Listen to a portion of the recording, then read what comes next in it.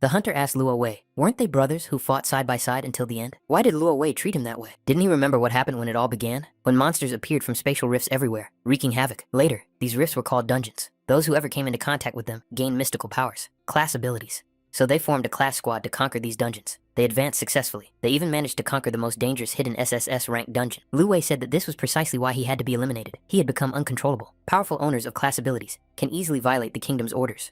Hunter, you have even reached the SSS rank, the most dangerous enemy of all. The strongest abilities must remain in the hands of the royal family. Only then can the kingdom live in stability. The young man cried out, "Does Luo Wei justify the fact that he slaughtered his entire family and comrades?" Luo Wei said that he had modified his armor a long time ago. The explosion caused dangerous poison to be injected directly into his wounds. After the SSS rank battle, the young man hardly had the strength to resist the poison. Luo Wei said that he, in turn, had gathered an entire army to pay his last respects to the deceased. The young man thought, could these really be brothers for life? Laughter, and nothing more. The hidden skill, Reflected World, meets the activation conditions. This perfect skill reverses everything. The young man closed his eyes and lost consciousness. His body sank deeper and deeper into the water. Decades passed. The bank of a turbulent river. Young people on the riverbank threw a rope over a tree branch and tied him to the end of it, hanging him upside down. One of the bullies said that this scoundrel was pretending to be dead. The villain told the victim that he hated his face. The leader of the bullies ordered his henchmen to lower the boy into the water again. The bound young man said that he was not pretending. He was really very ill. The bullies loosened the rope, and the young man's head ended up in the water. The leader said that this time they should hold him under longer. If he pretended again, they should teach him a lesson. The young man began to suffocate underwater. He couldn't even call for help. Why was this happening? The young man didn't understand why it was always him. He thought he heard a strange sound. Another young man appeared on the riverbank and shouted, demanding that these people stop immediately. After all, this guy could really die. The villain turned around and said that in that case, he could heal himself. He was a bard after all, although that clearly didn't help him much.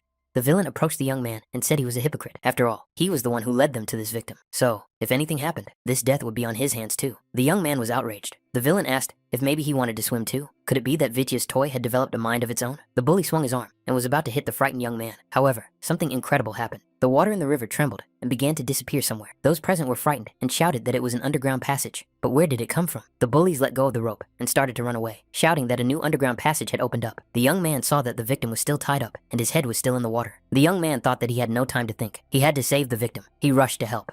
The young man tried to untie the ropes, but at that moment, monsters began to emerge from the crevice. However, for some reason, the ropes would not budge. The young man turned around in fear. An armed and aggressive monster was already nearby. At the last moment, he managed to loosen the ropes, and the bound man jumped to his feet and resisted the monsters. The young man activated the glacial effect skill and used it against the approaching monsters.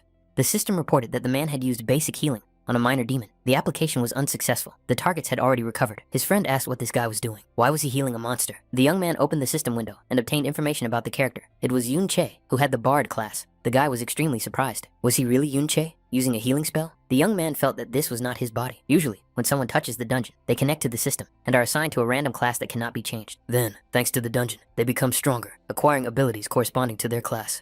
However, the young man was a warrior who had reached the peak. Then he used the Reflected World. The Reflected World is a perfect skill that reverses everything. The young man found himself locked in the Reflected World until he heard the cry of the dying boy. The young man realized that he had been reborn in this body. There was little good in that. However, the young man was still grateful to the boy. After all, it was he who gave him a chance for revenge. His friend told Yun Che that the monster was getting bigger. He needed help because he could only handle a maximum of 3 monsters.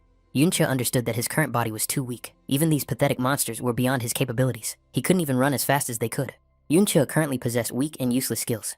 These skills were too niche. They were all based on support. At the same time, other classes surpassed him in everything. No wonder they always looked down on him. Relying on his former combat instincts, he could hold out for a short time. However, he needed to get out of here as quickly as possible. Reflected World. This hidden skill was now his only hope. But how exactly did it work? The young man used this skill on a small demon, but the attempt was unsuccessful. What conditions were necessary? Was his level too low? Did he need a real mirror to use it? At that moment, the monster found itself above its reflection in the water. The Reflected World skill was used on the small demon again. The attempt was unsuccessful. The level was insufficient. Yun Che realized that he didn't need a reflective surface. The whole problem was that his level was too low. However, there was nothing he could do about the level yet. He needed to try using the skill on something else. Yun Che used Reflected World on the rusty cleaver in the monster's hands. The attempt was unsuccessful again. This was repeated several more times.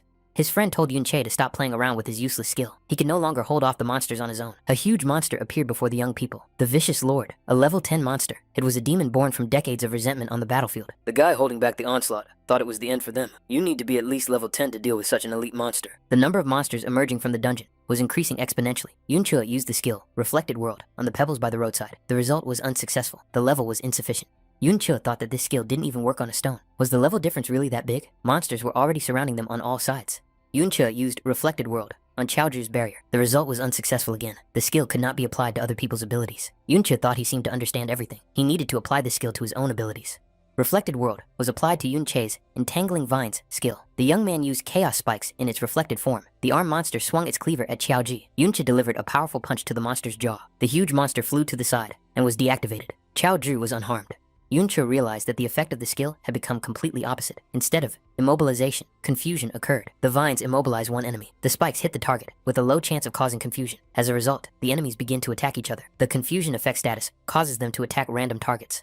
Yunche thought that the useless skill became truly powerful after applying reflection. What if he tried to reflect everything here? Reflected World truly lived up to its reputation as a hidden SSS rank skill. It didn't just reflect skills, it was an obvious improvement in all stats. Yunche thought that if he used the unreflected version of this skill, not only would the success rate be extremely low, but the immobilization would last a maximum of 1 second, failing to realize its full potential. Yunche wondered what would happen if he reflected all his skills. Powerful Strike, Deceptive Blade. Each use of the skill increased his attack power. Deceptive Blade was activated. The young man realized that he had only activated it, but now each use would increase the damage. The potential of this ability was impossible to imagine. It seemed as if the monsters had severely damaged each other. When they died, they gave a decent amount of experience. He even managed to level up. It was just what he needed. Leveling up completely restored his mana. Yunche thought it was time to test the Deceptive Blade. The monsters were still in a state of confusion. The spikes of chaos were activated. Yunche realized that he had easily achieved a 2-fold increase in his stats and skills. The young man realized that this skill broke all the rules. Now he was not afraid of any monsters. Yunche acted calmly and decisively, leaving the monsters no chance of victory. Qiaoju couldn't believe his eyes. Was this really Yunche? How could a 5th level bard do such a thing? Where did he get such moves? Yunche moved close to the huge monster and cut off its head with a single move. The young man thought that with his current level of power, he would hardly be able to cope with the 11th level elite. He needed to become stronger. A 21st level battle chimera appeared before the young people. It was a demon born from decades of resentment on the battlefield. Yunche wondered in surprise. Could a 21st level demon really be hiding in this dungeon? He activated a skill suitable for the occasion, but the spikes of chaos did not work against the combat chimera. The target was immune to chaos. Yunche looked at Qiaoju, who was trying to resist the monster by activating his defensive barrier. The young man remembered the old days when his friend, clad in knight's armor, did the same thing. The knight turned around and told the young man that there was no need for him to rush forward. Why did he never listen to him? Yunche rushed to Qiaoju, who was lying on the ground. Had the young man signed his own death warrant? Why did he go up against such a monster? Yunche used the basic healing skill on Qiaoju. The Deceptive Blade was provoked. Yunche thought that the bard's healing skills were truly pathetic. Were there any healing potions here? There was only one bottle of potion available. Yunche told Qiaoju to drink it. A monster boss of an unreal level appeared from the dungeon. Yunche thought that he still couldn't handle such a boss. However, those mobs had almost killed each other. If he tried, he might be able to do it. Yunche told Qiaoshi to try to hold on a little longer. Yunche activated the Deceptive Blade and raised his level. His stats were fully restored. Chaos Spikes activated. Yunche knew that he needed at least a 400% increase to defeat this boss, but his blade only lasted for a minute. He needed to cast the spikes 40 times in 50 seconds. That meant he had to reach level 10. The monster boss approached closely and, growling loudly, lunged at Yunche. The Deceptive Blade gave him a 510% increase. Yunche decided that this was more than enough. He prepared to parry the attack and counterattack. An energy charged blade appeared in Yunche's hands. The monster boss was defeated. Qiaoju couldn't believe it. Was he really awake? The 5th level bard had just cleared a new dungeon single-handedly and raised his level by 3 points. Qiaoju asked the young man if he was really Yunche. Yunche told his friend to collect the loot. Qiaoju wondered how Yunche had suddenly become so strong. Yunche asked his friend what his relationship with Qiao Benben was. Qiaoju asked in surprise how Yunche knew his great-grandfather's nickname. Yunche wondered if he was really standing in front of Qiao Benben's great-grandson. Yunche wondered if that child with the smug face was this guy's great-grandfather. The young man thought, hadn't Luo Wei destroyed everyone he knew? Yunche wanted to ask something about his great-grandfather, but Qiaoju said he didn't want to talk about it now. He asked Yunche not to humiliate him. The young man was very surprised. Qiaoju wondered if Yunche had been hiding his true strength all this time. Qiaoju said it was time for them to go to school. Tomorrow, there was a field trip to the Modern History Memorial Hall. They couldn't skip it. Yunche thought that now was not the time to hide his identity. If Qiaoju started digging deeper, he might begin to suspect something. The Modern History Memorial Hall. Yunche thought that there might be records there of what had happened in the world after his death. The students traveled in an orderly fashion on public transportation to the memorial hall for a tour. Looking out the tram window, Yunche thought that everything in the world was different now. Everything had changed dramatically. Who would have thought back then that in the future, discoveries from the underground would be used as fuel for transportation? All of this was new to Yunche, although he had seen some of these innovations back then, in the dungeons. However, the young man believed that only items dropped by monsters could be taken from there. An epic ring made of chimera bone. It was created from the rib of a combat chimera and allowed the owner to attach the chimera's limb to their body. Yunche understood that such equipment and skill books could be stored in the inventory. They could be bought and sold outside the dungeons. But if some items cannot be placed in the inventory, then after defeating the Lord, they should disappear from the battlefield along with the dungeon. Yunche wondered with surprise what had happened to the world after he died. The tour guide told the young people that before them stood the greatest ruler of the kingdom, the king who had put an end to the terror of the dungeons. His name was Luo Wei. As many of the students knew, it was here that the legendary uprising took place more than 50 years ago. In those days, the kingdom suffered greatly from dungeon invasions, especially after the appearance of the most terrible of them all, the SSS-ranked dungeon. Everyone lived in fear. It was the ruler Lo Wei who led the army into battle and spearheaded the liberation mission. Despite enormous losses, he finally conquered this terrifying dungeon. But suddenly, it turned out that they were facing a carefully planned uprising. As everyone knows, Yunche was behind this plan. He was the one whom the ruler trusted unconditionally, the one who turned out to be an ungrateful traitor. Yunche understood how they had turned everything upside down here. Yunche knew who had actually cleared the dungeon. It was those whom Luo Wei had ambushed. The teacher said that they could not even imagine the pain the king felt after such betrayal. However, the ruler, overcoming everything, bravely entered the battle, and in the end, thanks to the help of the hero Ding Kun, successfully suppressed the rebellion. Yunche thought that he did not remember such a name. Ding Kun, the hooligans who had been harassing the young people on the riverbank the day before, said with surprise that the two were still alive, but they had been covered by a new dungeon. One of the young men recalled that the dungeon had been cleared. For a new location to be cleared so quickly, some kind of master had obviously been at work there. It seemed that these two were just incredibly lucky. All the students wondered in surprise. Could it be that Ding Shu had stumbled upon a new dungeon? Could they have survived after that? The bully approached Chao Zhi and said that this guy was born lucky to have come out alive and unharmed. But because of him, they almost got hurt too. How was Chao Zhi going to pay for this? Chao Zhi replied that it was clearly their fault. The hooligan said that Chao Zhi had completely lost his mind. It seemed that he needed to be reminded of something. The hooligan asked Chao Zhi if he could see the statue. Now he should look under the hero's feet. There lies his ancestor, the traitor Xiao En. The hooligan said that Chao Zhi was a descendant of a traitor. Therefore, no one would ever believe him, no matter what he said. Chao Zhi said that Ding Shu could insult him, but he should not touch his ancestor. The disciples began to say that the hero Ding Kun was actually Ding Shu's great-grandfather. Next to him now is Chao Zhi, the grandson of the traitor Xiao En. Could it be that the descendant of a traitor is insulting a hero? The world has gone mad. Fanatics said that this young man's ancestor had killed many people. If the hero had not intervened, who knows how many more people would have died. Ding Shu indignantly said that Chao Zhi could not insult his ancestor to his face. The teacher who approached said that he had always been fair, so now he wanted to say something. The teacher told Chao Zhi to apologize immediately. After all, the hero had spared his family. The teacher added that if the young man was unable to express his gratitude, he should at least not insult him. Ding Shu said that if he beat Chao Zhi in front of everyone now, people would only be happy, because no one would help a mad dog that was being taught a lesson. Moreover, everyone despised this dog anyway. Ding Shu asked if Chao Zhi really believed that the descendant of a hero could be wrong. He prepared to strike. However, at that moment, Yunche kicked Ding Shu in the face and said he would not allow this to happen. Ding Shu flew to the side and fell to the floor. Yunche asked if the hero's family had time to raise their offspring. The disciples saw, was this really Yunche? But this guy was unrecognizable. Did he really just kick Ding Shu? Yunche must have gone completely mad. What was he saying? How could he insult the family of a hero? Yunche was only at the 5th level and was the weakest in the class. What had gotten into this guy that he dared to touch Ding Shu? Ding Shu was indignant. How dare this punching bag raise his hand against him? He should be glad that they didn't touch him back then. He didn't dare to attack sneakily now. Ding Shu said that in that case, he would deal with both of them at once. His comrades rushed at the young man. Without hesitation, Yunche dealt with all the attackers. Ding Shu also got his share. The students present were shocked. How could this have happened? Ding Shu couldn't recover. Could it be that Yunche had just beaten him? The disciples were surprised. Could it be that Ding Shu had been knocked out again in a second? Was he really that weak? Ding Shu was outraged. How could a pathetic 5th level trash be stronger than him? The rage skill was activated. A fiery hammer appeared in the young man's hands. Ding Shu initiated a nuclear strike. Yunche said that his opponent had opened up too much and punched him in the jaw. The deceptive blade skill was used.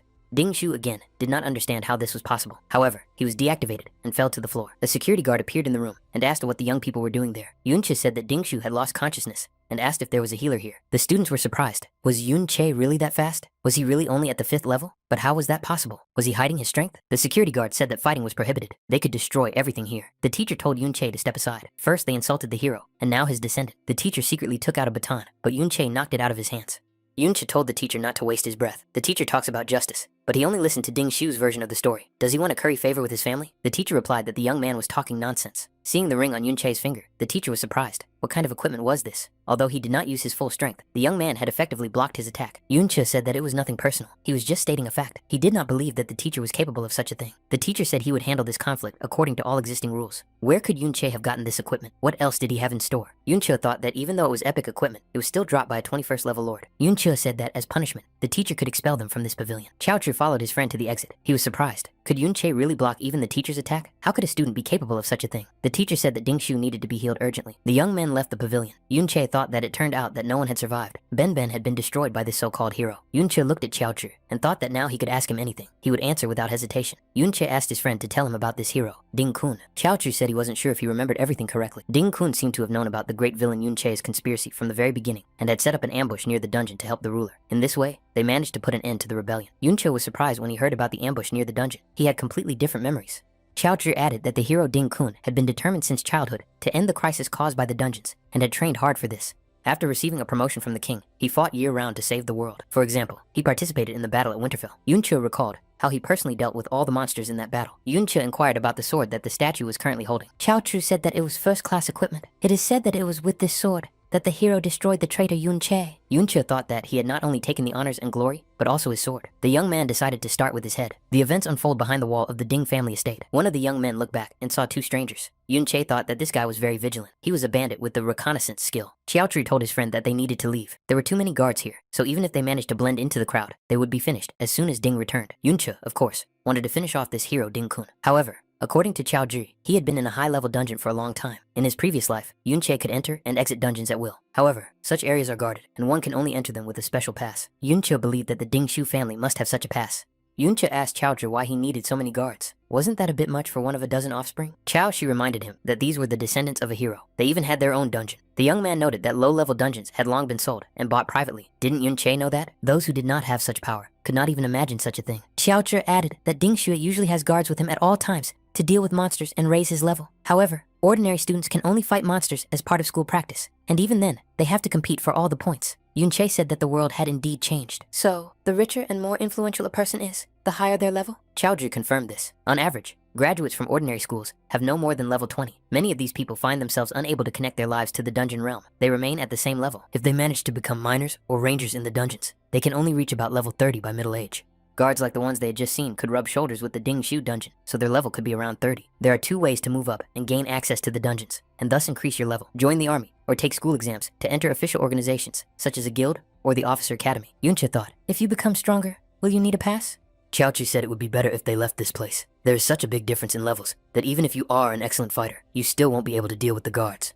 Yunche thought that with his current strength, it would not be easy to destroy even this hero, not to mention the great ruler, Luo Wei, who was under constant protection. However, the skills of a level 30 scout usually have a small range. These include Eagle Eye, heightened hearing, and summoning the spirit of a mouse. They are not enough to cover the entire state. Moreover, this is not a dungeon where life is fraught with constant danger, so most of the guards are simply idling, so it won't be that difficult to sneak in. The guards are much more relaxed than the near-perfect intelligence in high-level dungeons. Qiaoji said that even if they managed to get inside, they could be killed in such private dungeons, and no one would ever know. Yunche asked his friend if he didn't want to change his life. Chaoji replied that he did want to change it, but he could only do so if he joined the guild. Yunche asked what Chaoji could change if he got in. Since everyone considered him to be the great-grandson of the traitor Chao Yi, Yunche said that a person's fate is decided here and now. There's no point in leaving everything to chance, which may not even happen. Yunche added that he personally was not going to miss out on the dungeon that was right under his nose. Chao Zhu could decide for himself whether to go to the dungeon or not. Yunche wondered if Benben's descendant would make the same choice as him. Chao Zhu thought that he couldn't let his friend go into the dungeon alone. Yunche said that they needed to be quiet and thought that there were no signs of the reconnaissance skill here. Yunche grabbed Chao Zhu by the collar and said that they would move as quietly as possible. The young men chose their moment and moved easily, remaining unnoticed. Chao Zhu couldn't believe it. At the edge of the forest,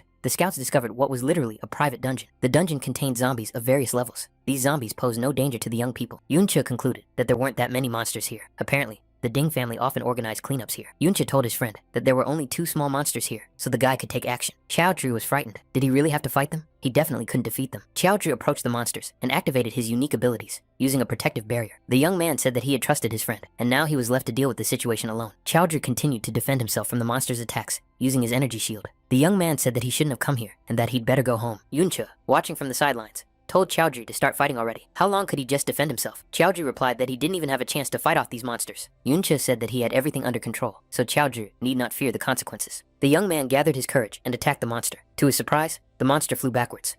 Watching the confrontation, Yunche concluded that this guy had excellent skills. However, he was constantly frightened and easily panicked, so he usually only dared to defend himself. However, his intuitive judgment of the position of targets in space turned out to be very accurate. This allowed him to stay close enough to his opponent while continuing to defend himself. Chaoji said that he wouldn't last long. Many people stay in one place simply because they lack the courage to challenge themselves. Yunche mentally told Benben that his great-grandson had already taken a step forward. Chaoji was surprised to see that his level had risen. Yunche said that experience was distributed according to the significance of the attack. Even if Chaoji threw the monsters off balance, if he didn't destroy them himself, he wouldn't gain much experience. Yunche appeared to have a bone blade of sorrow in his hands. Yunche concluded that Chaoji was quite agile and asked how he distributed his stat points. The young man replied that, apart from mental strength, he usually distributed them evenly. Yunche said that shield bearers usually don't increase their agility. Chaoji replied that without it, he wouldn't be able to find a team at school. If he waited for a slow shield bearer, all the monsters would go to others.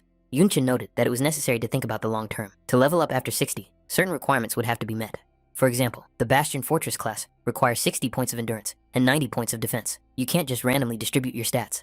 Chao Ji said that ordinary people can reach a maximum of level 40 in their entire lives. How could anyone even think about level 60? Since it's S rank. Yunche said that from now on, Chao Ju could think about S rank. Yunche added that it was possible to plan for an even higher rank. It was time to plan for career growth. Yunche thought that, until then, he had only managed thanks to his hidden skill, Reflected World. If nothing unfair happened, then the Reflected World had a level, and it could be raised. Yunche began to do what he did best, destroy monsters in the dungeon. After a while, he asked how Chao Chi was feeling. The young man noticed that the blade skill had ended. This skill is powerful, but not suitable for long battles, just like his endurance. However, things are going faster than with a normal level increase. Now, he was 2 levels higher. Yunche received the information and concluded that destroying these monsters accumulated Reflected World experience. Now it was necessary to collect the loot. The young people saw the Ding family's guards from a secluded spot in the dungeon. The guards were patrolling the area more and more frequently. Chaoji said that there were already far fewer monsters, but the risk would only increase if they continued on their way. Yunche thought his friend was right. When fighting monsters, one must avoid the attention of the guards, as well as calculate the bonuses and duration of the Deceptive Blade. This was quite difficult for him at the moment. Based on the skill book that had just appeared, it could be said that not all of the reflected skills were helpful in battle. The young man was still 30% short of leveling up. If his first level was so strong, then after leveling up, he would become even more powerful. If he destroyed the lord of this dungeon, he could immediately advance to the second level. However, not all dungeons would allow him to farm experience for the Reflected World. Yunche decided to go and see the lord of this place.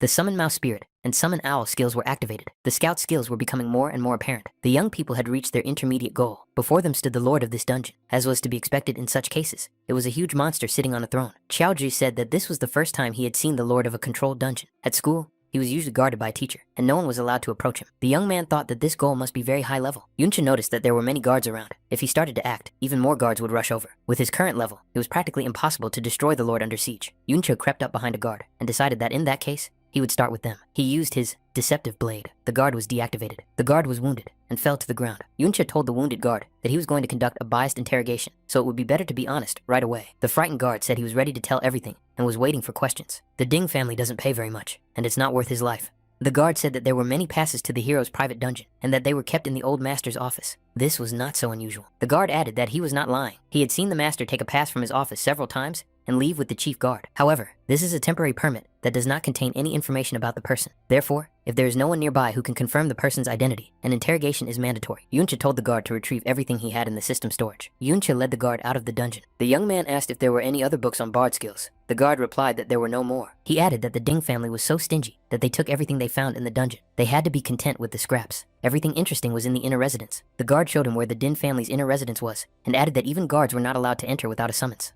Since everyone in the Ding family, except for Ding Shu, who is still young, is level 30 or above and has first-class equipment, they do not need security. Yunche asked if he could get a pass to enter the house. The guard said that it was not possible at the moment because the owner was inside. After studying the information, Yunche determined that the mustachioed man in the inner residence was level 42. He couldn't handle him alone. The old master and the third head were both above level 50. However, they were not present at the moment. Yunche wondered if he had really decided to go to the residence to meet the head of the family, who was many levels above him. The guard had been deactivated and lost consciousness. Now he could be left behind without fear of him raising the alarm. Yunche told Xiaoji to stay here. The protagonist decided it would be better to simply lure him out. To control the lord, they use higher level chains. As long as he is alive, the dungeon does not disappear, and this can continue for a very long time. But at the same time, they also posted guards to watch over the locks on these chains. It was a kind of backup plan. However, such a safety net assumes that no one would even think of opening these locks. Yunche crept up behind the guard. Yunche plunged his blade into the guard's chest and killed him. The guards heard the noise and became alert. What could be happening there? Yunche decided that there was no better way to lure the lord out. The lord of the dungeon rose from his seat and began to break the chains. The guards were surprised. Why had they suddenly lost control of the lord? Outside the dungeon, on the grounds of the Ding family estate, the head shouted for the guards not to hesitate and go to the dungeon to help. Yunche received level 60 equipment. Having taken possession of the chains, the young man thought that it would now be much easier to enter the inner residence. A car pulled up to the gate of the inner residence of the Ding family estate, and the assistant opened the door and greeted the second head and the young master. Ding Shu told Ding Hao, the second head of the Ding family, that there was no need to pick him up. Nothing serious had happened. It was just that Yunche had gotten too big for his boots. Ding Hao replied that it was simply on his way. Mrs. Yunsha got out of the car. She was also accompanied by security guards. Ding Hao greeted the girl and invited her into his modest abode. Ding Hao noticed a servant standing nearby and kicked him aside. Ding Hao and the young people went inside, leaving the servant lying on the ground. Xiao Xu watched the scene from the sidelines and analyzed the situation. The head of the family had returned, so it was not worth going in. Yunche asked his friend what had happened to his face. Xiaoji was surprised that Yunche had managed to return so quickly. Yunche said that the guards were now dealing with the lord. Even though he was only at the 30th level, it wasn't easy to capture him alive, so even without his help, they would still have to work hard. Yunche asked his friend what he had seen there. Xiaoju pointed to the servant and said that it was his uncle, Chao Li. This man was at level 17. Xiaoji added that when Yunche started the rebellion, his family had already been killed. Thanks to this, they were able to avoid endless humiliation, which could not be said for Chao's family. Under the secret orders of the hero Ding Kun, the attacks and bullying only intensified. Chao Zhi added that in the end, they were effectively forced to become slaves to the Ding family. They were brought out into the open from time to time to demonstrate the power and favor of the hero's family. In order to survive, the Chao family had to endure all kinds of hardships while watching the Ding family prosper. The young man said that his parents tried to change things. However, his father lost his mind, and his uncle became a servant of the hero's family. Yun Cho was determined and said it was time for them to pay a visit. Qiao Tri was surprised. After all, Ding Shu's father was also there. He was at level 42 and fully equipped. If they crossed the threshold of the residence, they would surely meet their doom. Yun Chi said that in the age of private dungeons, there was no hope of starting from scratch without taking risks. The young man added that some steps could never be taken if one thought about them for too long. Yuncha said he would help his friend change, but only if he made the decision himself. He chose confrontation, but he was not going to force his friend. Chaochi wondered what they could possibly oppose such an influential family with. Yuncha replied that he wanted to fight, and against the entire kingdom. Ding Hao wondered how the lord had managed to free himself from their bonds.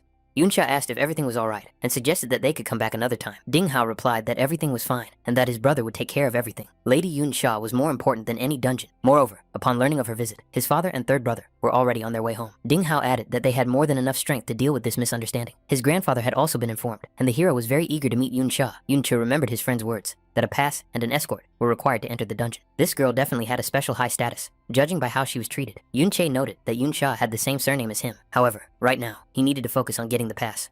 Yuncha sneaked into the estate owner's office. There was no one else there but him. Representatives of the Ding family came out of the basement. The elder said that they were finally done with this lord. Ding Yi, the head of the family, said that someone had deliberately let him out. However, the culprit had escaped, and they couldn't take such a risk for the sake of a single high-level artifact. Ding Yi ordered the guards to surround the inner residence. The head of the family thought it would be very bad if they disturbed the guest. Yuncha searched everywhere, but couldn't find a single pass. But Chaoji said there should be many of them here. Yuncha used the Void Technique skill. The Void Technique is the ability to turn objects the size of a brick into nothingness.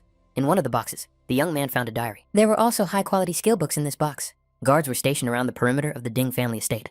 Chaochi looked outside and wondered why these guards were now everywhere. The young man decided that it was too dangerous here now. There were more and more guards. If Yun Che didn't leave right now, he would have no chance of escaping. Chaoji thought that if he didn't escape now and was discovered, they would have another reason to torment the Chao family. Chaoji decided that it would be better to leave quietly. At least that way he would stay alive. However, he remembered his friend's words that he could only help him change if Chaoji himself wanted it. Chaoji sneezed on purpose, and the guards heard it. The young man started to run, and the guards immediately rushed after him. Chaoji thought that now Yuncha could leave. He would distract the guards.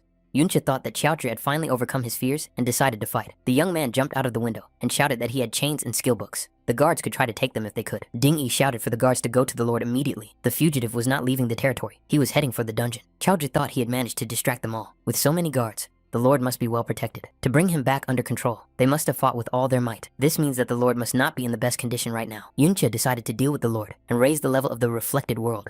Yunsha and Ding Hao continued to wait for the rest of the Ding family in the office.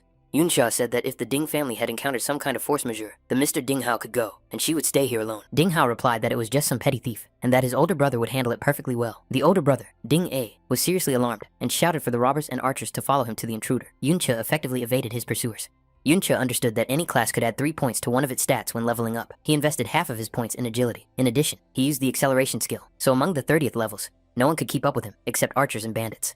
Yuncha saw the dungeon lord lying unconscious. The guards surrounded the giant and were on high alert. They were afraid that someone would harm the lord, so they put a seal on him. Now, he was at his weakest. It was time to act. All that remained was to build up his strength to the maximum, and he could finish off the lord with one blow. The guards and bandits noticed the stranger and regrouped to protect the lord. Yuncha prepared to attack and used the skill Spikes of Chaos.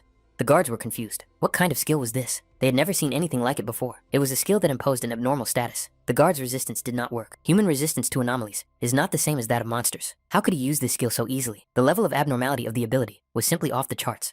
Yuncha thought that he just needed to walk through the squad and get to the weakened lord. This rabble had no experience in team combat. The kingdom had lived in peace long enough to degenerate. The guards were perplexed. Could they really not handle one person? It is necessary to pin down the stranger and finish him off together. Dean E said that if no one could stop him, he would take care of it himself. The head of the Dean family activated his equipment. Dean E approached the young man and initiated a fire explosion. Yuncha thought that now his opponent was caught. The young man understood that although he was not high enough in level to get a stat bonus from these targets, they were level 60, and that would be enough. The blow was strong enough to break through the seal barrier, but Yunche was thrown back by the shockwave. Yunche landed on his feet and thanked him for his help. Ding A shouted at his opponent not to dare do that. Yunche decided it was time to take the EXP for the lord. The lord was defeated. The protagonist was unharmed. The experience points for the reflected world were fully earned, and the skill level was increased. The bandits surrounded Yunche. An order was given to capture him. Ding E came closest and prepared to attack the protagonist himself. However, Yunche suddenly disappeared. Yunche found himself in the mirror world. The young man was able to stay in the mirror world for half an hour. Now it became clear why everything here seemed to be mirrored from the real world. It resembled an illusion. However, the stones here were real. The mirror stone could be picked up and taken away. Yuncha thought that at the second level, the skill allowed him not only to move to the mirror world, but also to take items from there. Yuncha wondered if anything new had appeared in the system. There were indeed new skills, but almost all of them remained inactive. The original skills had not yet been mastered. Reflected versions of all abilities were displayed here. However, to activate them, one must first learn the original in the real world.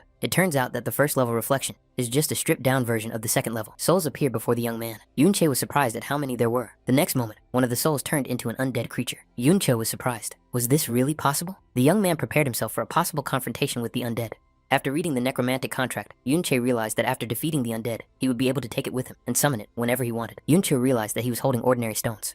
It seemed that the second level of the reflected world allowed not only objects to be transferred into reality, but also dead creatures. It was strange. Why didn't this guy appear after the dungeon dissipated? The guards didn't understand how he could just vanish into thin air. Maybe it was the bandits' camouflage skills? One of the bandits said that was impossible. Camouflage has visual effects and time limitations. It cannot make someone completely invisible. Ding Yi angrily asked what was going on here and why so many people had missed one guy. Ding Yi said that if the guards couldn't find him, then they would have to pay for the dungeon. At that moment, Yunche appeared out of nowhere. The system announced that the time for walking through the reflected world had expired. Yunche realized that he was returning to the same place from which he had disappeared. Were there really no other conditions? Ding Yi ordered the guards to arrest this man immediately. Yunche said there was no need to rush. After all, they had been chased hard. It was time to repay them in kind.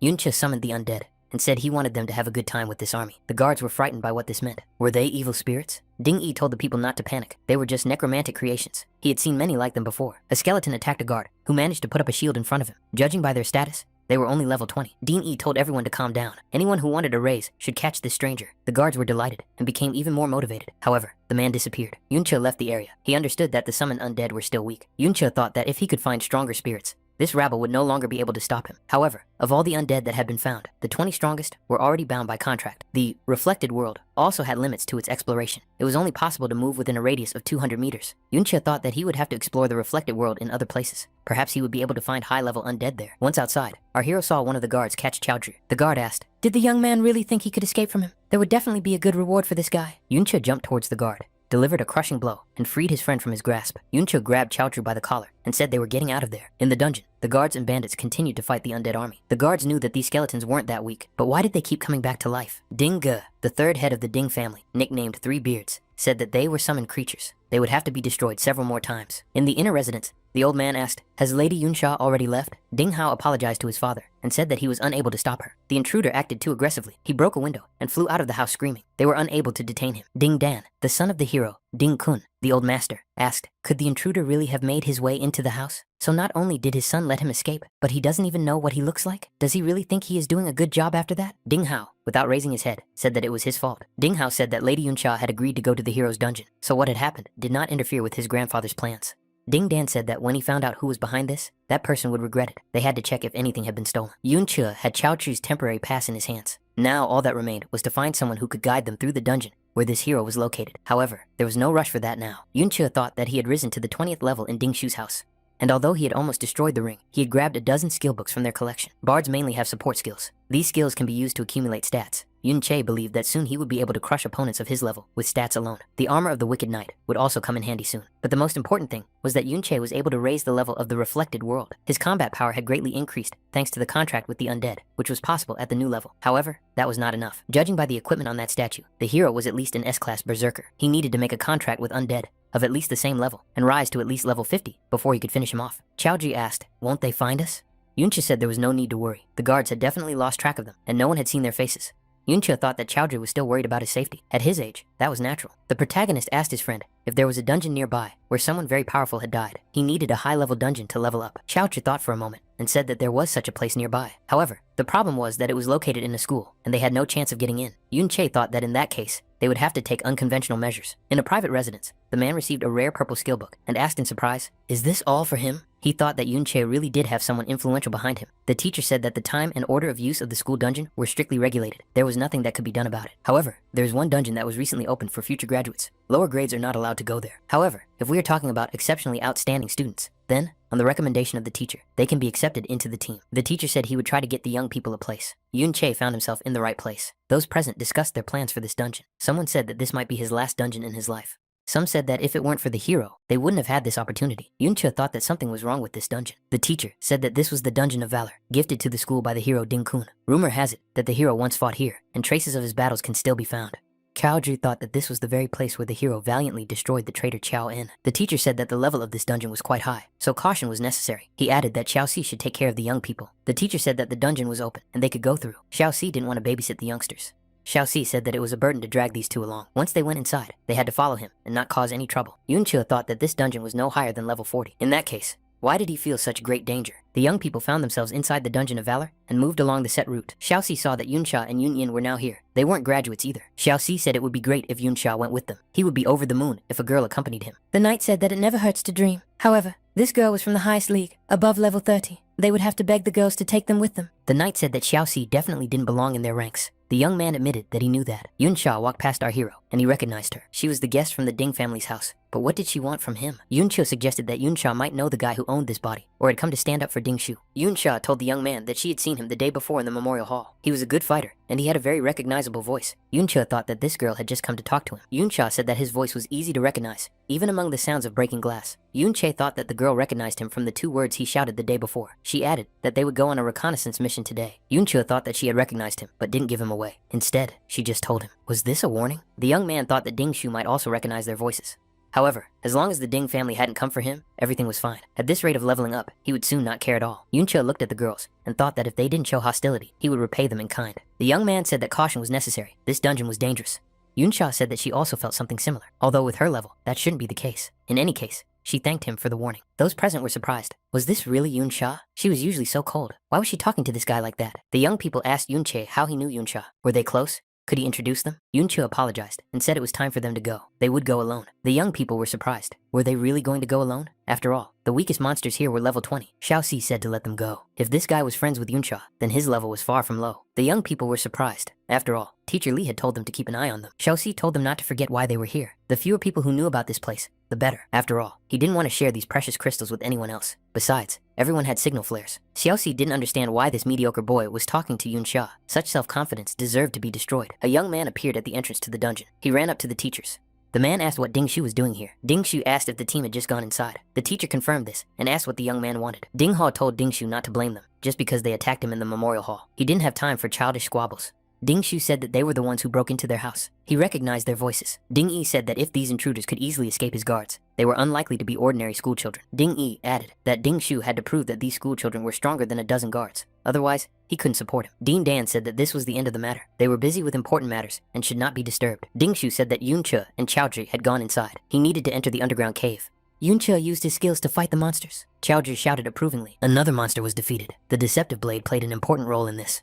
Chaoji checked the information and said that he had also leveled up a little. Yuncha thought that among the skill books he had expropriated from the Ding family, there were 2 excellent skills, Surrounding Shield and Encouraging Shout. Chaoju could now use them too. The monsters here were not weak. However, with these skills, it would be much easier. The young man thought that, according to that teacher, a rare mob, the Obsidian Monster, lived in this dungeon. If he was lucky, this monster could drop the support skill, Gravitational Pull. It was one of the skills of the Reflected World. However, there are not only Obsidian monsters here, but also undead creatures. This will help find the place where all these powerful fighters died. Their souls must be near the place of their death. Looking down from the cliff, the young man saw something strange below. What kind of monsters are these?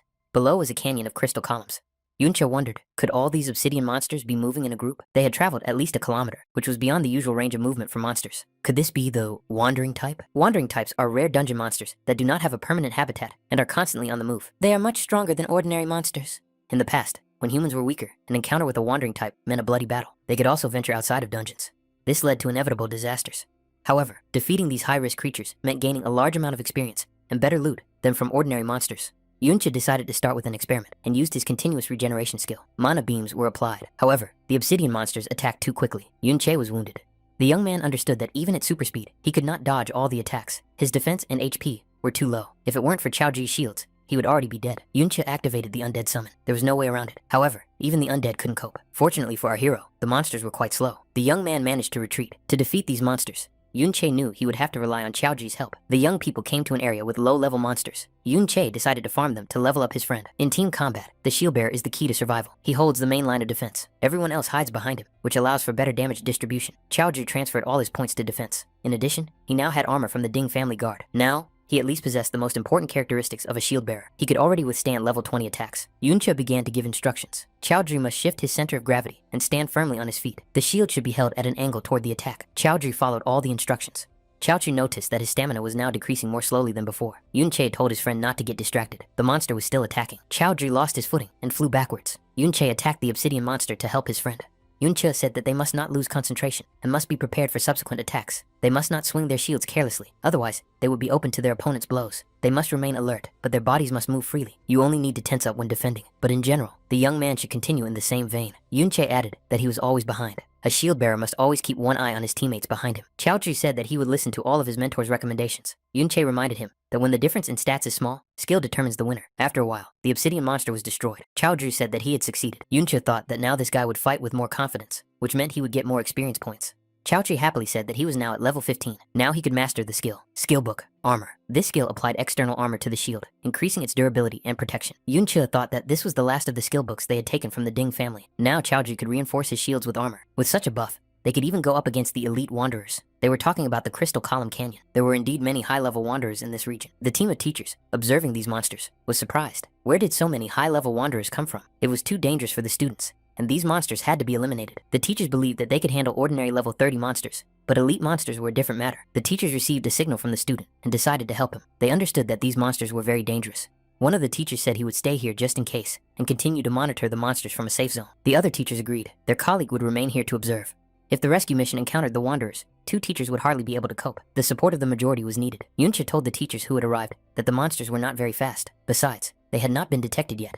If they kept their distance and just observed, everything would be fine, so they could go with peace of mind. The teachers warned that these monsters are extremely dangerous and that it is impossible to act alone. The young people should stay in the shadows. If they were spotted by the monsters, there would be no escape from danger. However, our hero was determined and believed that in the current situation, the monsters would not be able to escape him. Yuncha called on the undead for help, activated some of his skills, and the monster was finished. The young man believed that with each battle with the wandering ones, he was becoming more proficient in this class.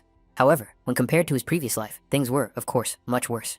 Now, with his reflected skills, he could raise his ATK quite well, but the bard's basic attack structure was still low. It would be nice to improve it. Yuncha understood that rare elite monsters gave a lot of experience. In addition, they left behind some good loot. The protagonist got a decent weapon that increased his attack power. It was the crystal sword. It compensated for his lack of basic ATK. Yuncha decided that it would be much easier to fight now. The young man regretted that the monster did not drop the book, Gravitational Attraction. It seemed that the chance of it dropping was very slim. Our hero decided that it would be nice to meet more wanderers. The teacher looked in Yunche's direction and thought, because that was where the call for help had come from. But this time, it was a special signal that only the team of teachers had. The squad discovered a huge number of wanderers. But why were there so many of them here? Yuncha was surprised. Something was wrong with these monsters. One of the teachers said that it wasn't clear yet. However, the main thing was to rescue their comrades.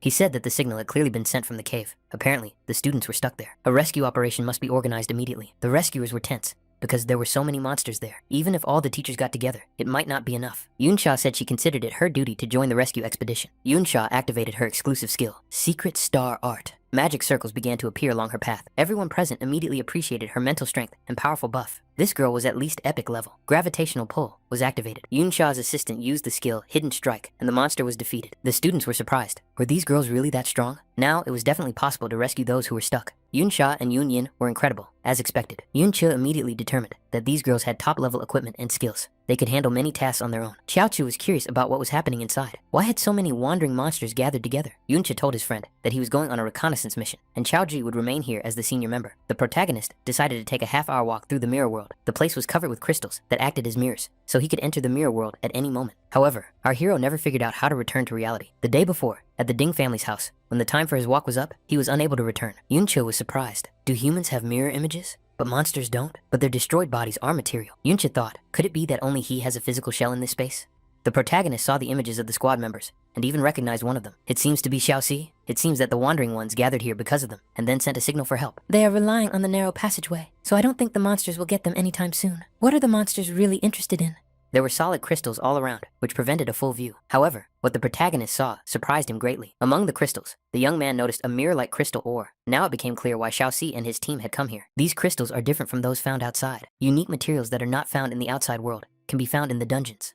Masters use them to create special artifacts and equipment. This ore is one such material. Its value is several times higher than gold. Yuncha received information that he could pick up and take the mirror crystal ore with him. The hero realized that all he had to do was find a reflective surface to return to reality. He needed to find the time to study this skill better. It clearly had a lot of untapped potential. Yuncha decided that it would be a good idea to explore the area first. The amount of ore here was unrealistically large. If you mined it all, it would be enough to make anyone a billionaire. No wonder all the wandering monsters flocked here. The gravitational pull skill was activated again. Yunsha did her job. Yunyan activated the double blade dance skill. The skill, Art of Star Rain, was also used. Those present understood that these girls had epic level skills. How could they be so strong? They were cooler than any of the teachers. At some point, the students realized that they had been unlocked and were now free. Finally, they were saved. Xiaoxi said that he thought they would never get out. Now he feels relieved. Yunyan said that they shouldn't relax. They still had to fight their way back. Yunsha suggested that the way back would be a little easier. However, the wandering creatures from all over the dungeon had gathered here. The squad was surrounded. In the mirror world, the protagonist felt like he was in a maze.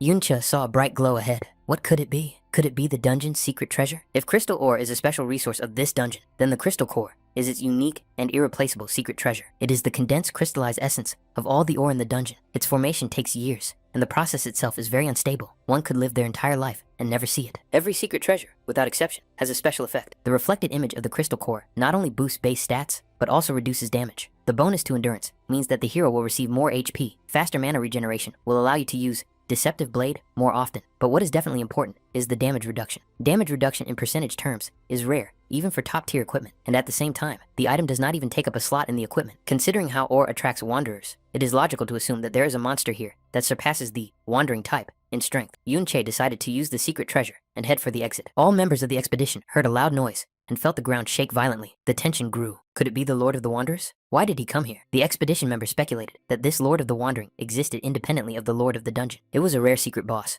and it was approaching the people. His power far exceeded that of ordinary lords. No teacher, let alone a student, could defeat him. Our hero believed that such monsters only existed in high-level dungeons. So where did such a monster come from here? The members of the squad believed that they would not get out of here alive. Yunsha got everyone's attention and told them to calm down. If they wanted to get out, they had to work together. That was the most important thing right now. Yunsha pointed in a direction and said that this canyon was their chance to escape. If they managed to break through the gorge, they would be able to get out of the dungeon. The secret star art was activated. Yunsha emphasized that no one should hold back. They had to fight with all their might and fight their way to the exit. The teachers believed that they had a duty to at least get the students out and prepared for successive attacks. They were advancing, but at a slow pace. Still, salvation was closer. The squad was almost at their destination. A battle cry rang out among the monsters, and a general assembly was announced. The number of monsters began to increase. People were puzzled. Where did so many come from? The monsters activated their crystal aura, and their tactical and technical characteristics increased significantly. The people immediately noticed that the monsters' attacks had become much more powerful. The damage from these attacks was too great. There was not even enough time to recover. People began to call for help. There were casualties among the defenders. Even one of the teachers was taken out of action. Yunsha called on the shield bearers to move forward, and the priests to focus on healing the wounded. The woman understood that everyone was exhausted, even before the Lord appeared. Now they were barely holding on, and the monster hadn't even struck for real yet. People thought they were failing. At this rate, they would never make it through, because there were now significantly more monsters. One of the resistance fighters activated the hide skill, and armed with a cold weapon, moved forward, closer to the monsters. The man said it would be better if everyone fended for themselves. Breaking out of the defensive perimeter, this lone fighter rushed headlong, wanting to get out of the gorge. The teacher shouted for the bandits not to follow him. It was a bad example. Hyde would not last long enough for him to escape. Suddenly, there was a powerful explosion. It was the monster's reaction to the defector. The teacher said that the monster had simply incinerated him. The people remained in a tight circle. The number of monsters continued to increase. The people noticed that the canyon had been destroyed. Had this explosion destroyed their last hope? Now there was definitely no escape. The monster lord relentlessly approached the squad. The student cried out that now it was truly all over. This giant monster was coming toward them. There was no way to stop it. Yunsha told everyone with high strength to move to the perimeter on the side of the giant monster. This shield was level 70. Its durability was beyond doubt. However, precisely because of this, no one has a high enough level to equip it. In addition, it is too cumbersome to move around. The teachers were still puzzled. Where could such a monstrous monster have come from in the school dungeon? The teacher thought that they had held out for a very long time to save the students. Was it all for nothing now? The teacher looked at Yunche and Chao Chu and thought that at least those two were safe. Chao Chu's face seemed familiar to the teacher. Could it be that same guy? Weren't they supposed to stay in the valley? How did he end up here? The teacher managed to jump aside, where he had just been standing. The monster's fist came down. Chao Chu shouted that the surrounding shield was damaged and the perimeter defense had been breached. Now, there was no one to hold back the onslaught of the wandering ones.